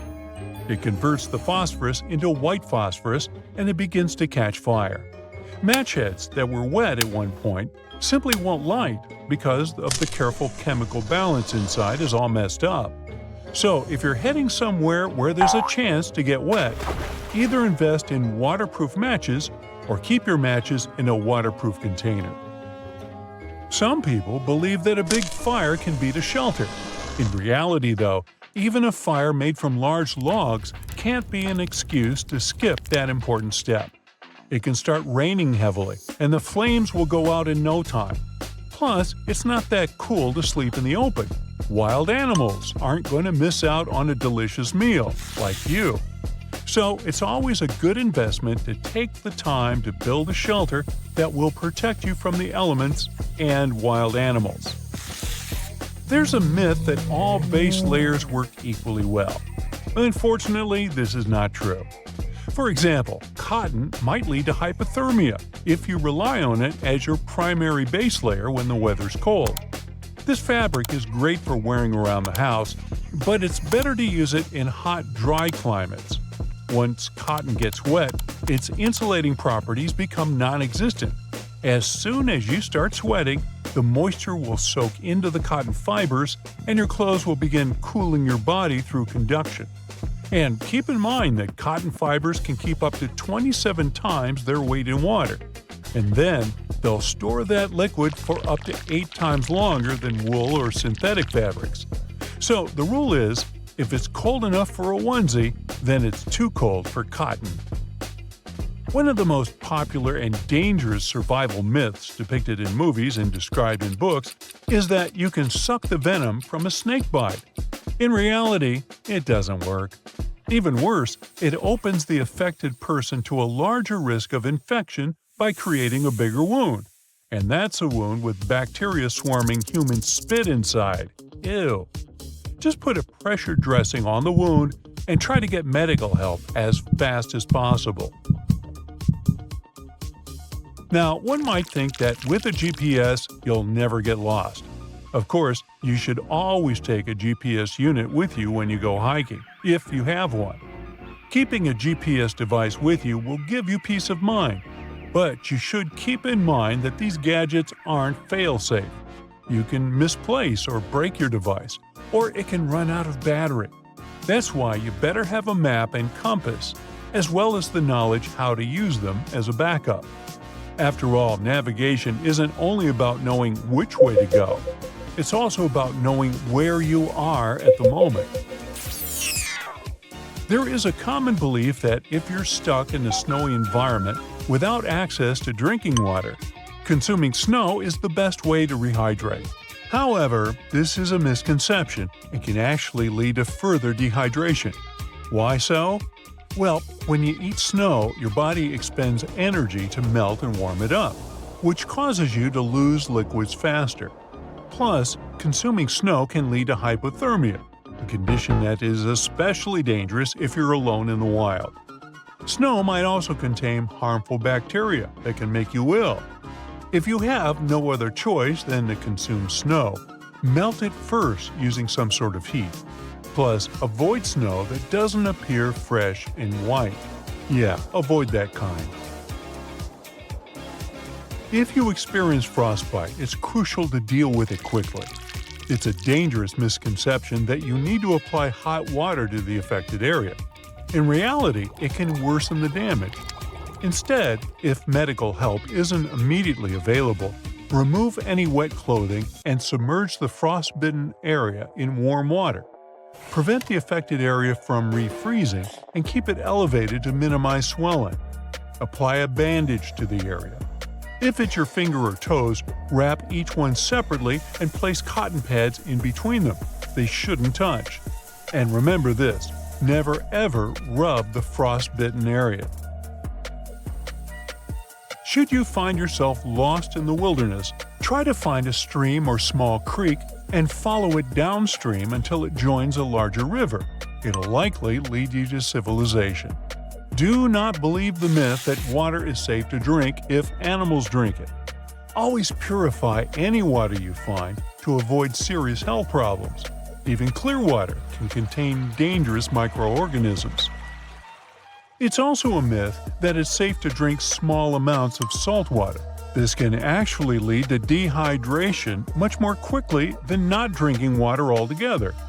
Use salt water to cool down your body in hot weather, but don't drink it. So, you stumble upon a cave while lost in the wilderness, and it seems like an ideal shelter, especially if you have matches and can find wood nearby. But keep in mind that you should never build a fire inside the cave. The heat can cause the rocks to expand and potentially break, leading to a rock fall or landslide. Instead, build your fire outside the cave to stay safe and warm. When you realize you are lost during a hike, stop moving immediately. It may seem counterintuitive, but staying put and creating a shelter increases your chances of rescuers finding you. This approach also prevents you from dehydration caused by continuous movement. Now, you might have heard that if you come across an unfriendly swarm of bees, you should jump into the water and the buzzing creatures will leave you alone. The problem is that bees are patient. They will wait for you to resurface. Instead, run in a straight line as fast as you can until the bees give up the chase. Better yet, find a shelter in a car, house, or a public bathroom. Now, here are a few more survival tips as a bonus. Keep them in mind, and you'll be prepared for any kind of emergency. Upon encountering a snake, do not approach it and don't try to scare it away. Snakes are sensitive to vibrations, so making noise by raising your voice, clapping, or stomping can encourage it to retreat. If possible, simply walk away from the reptile. If you're falling from a cliff, and you can think, try to break your fall into several shorter parts to absorb the impact. Grabbing onto sturdy objects like bushes or rocks can slow your fall and increase your chances of survival. Good luck! If you've fallen through ice into freezing water, do not try to pull yourself out by grabbing the ice edge directly. It'll likely break. Instead, kick your legs to position your body horizontally and then wriggle out onto the ice. Once on the ice, stay spread out to distribute your weight and prevent further breaks. If you spot a whirlpool at sea, stay calm. Understand the direction of its spin, ride along its side, and use its current to propel yourself out of danger. If trapped, take a deep breath and wait for a chance to swim away as the whirlpool weakens. If trapped under debris during an earthquake, protect your respiratory system and conserve your air supply. Use your shirt as a makeshift hood to shield your face from dust and debris while you attempt to reach the surface. When stuck in quicksand, keep your head and arms above the surface. Wiggle your legs slowly to allow the quicksand to fill the space and create more room for movement. Stretch out on your back to increase your surface area and use gentle movements to free yourself. If you're out of kindling for starting a fire, use junk food, for example, chips. They can serve as effective substitutes for dry leaves due to their high fat content. Spaghetti noodles can also be used in a pinch. That's it for today. So hey, if you pacified your curiosity, then give the video a like and share it with your friends. Or if you want more, just click on these videos and stay on the bright side.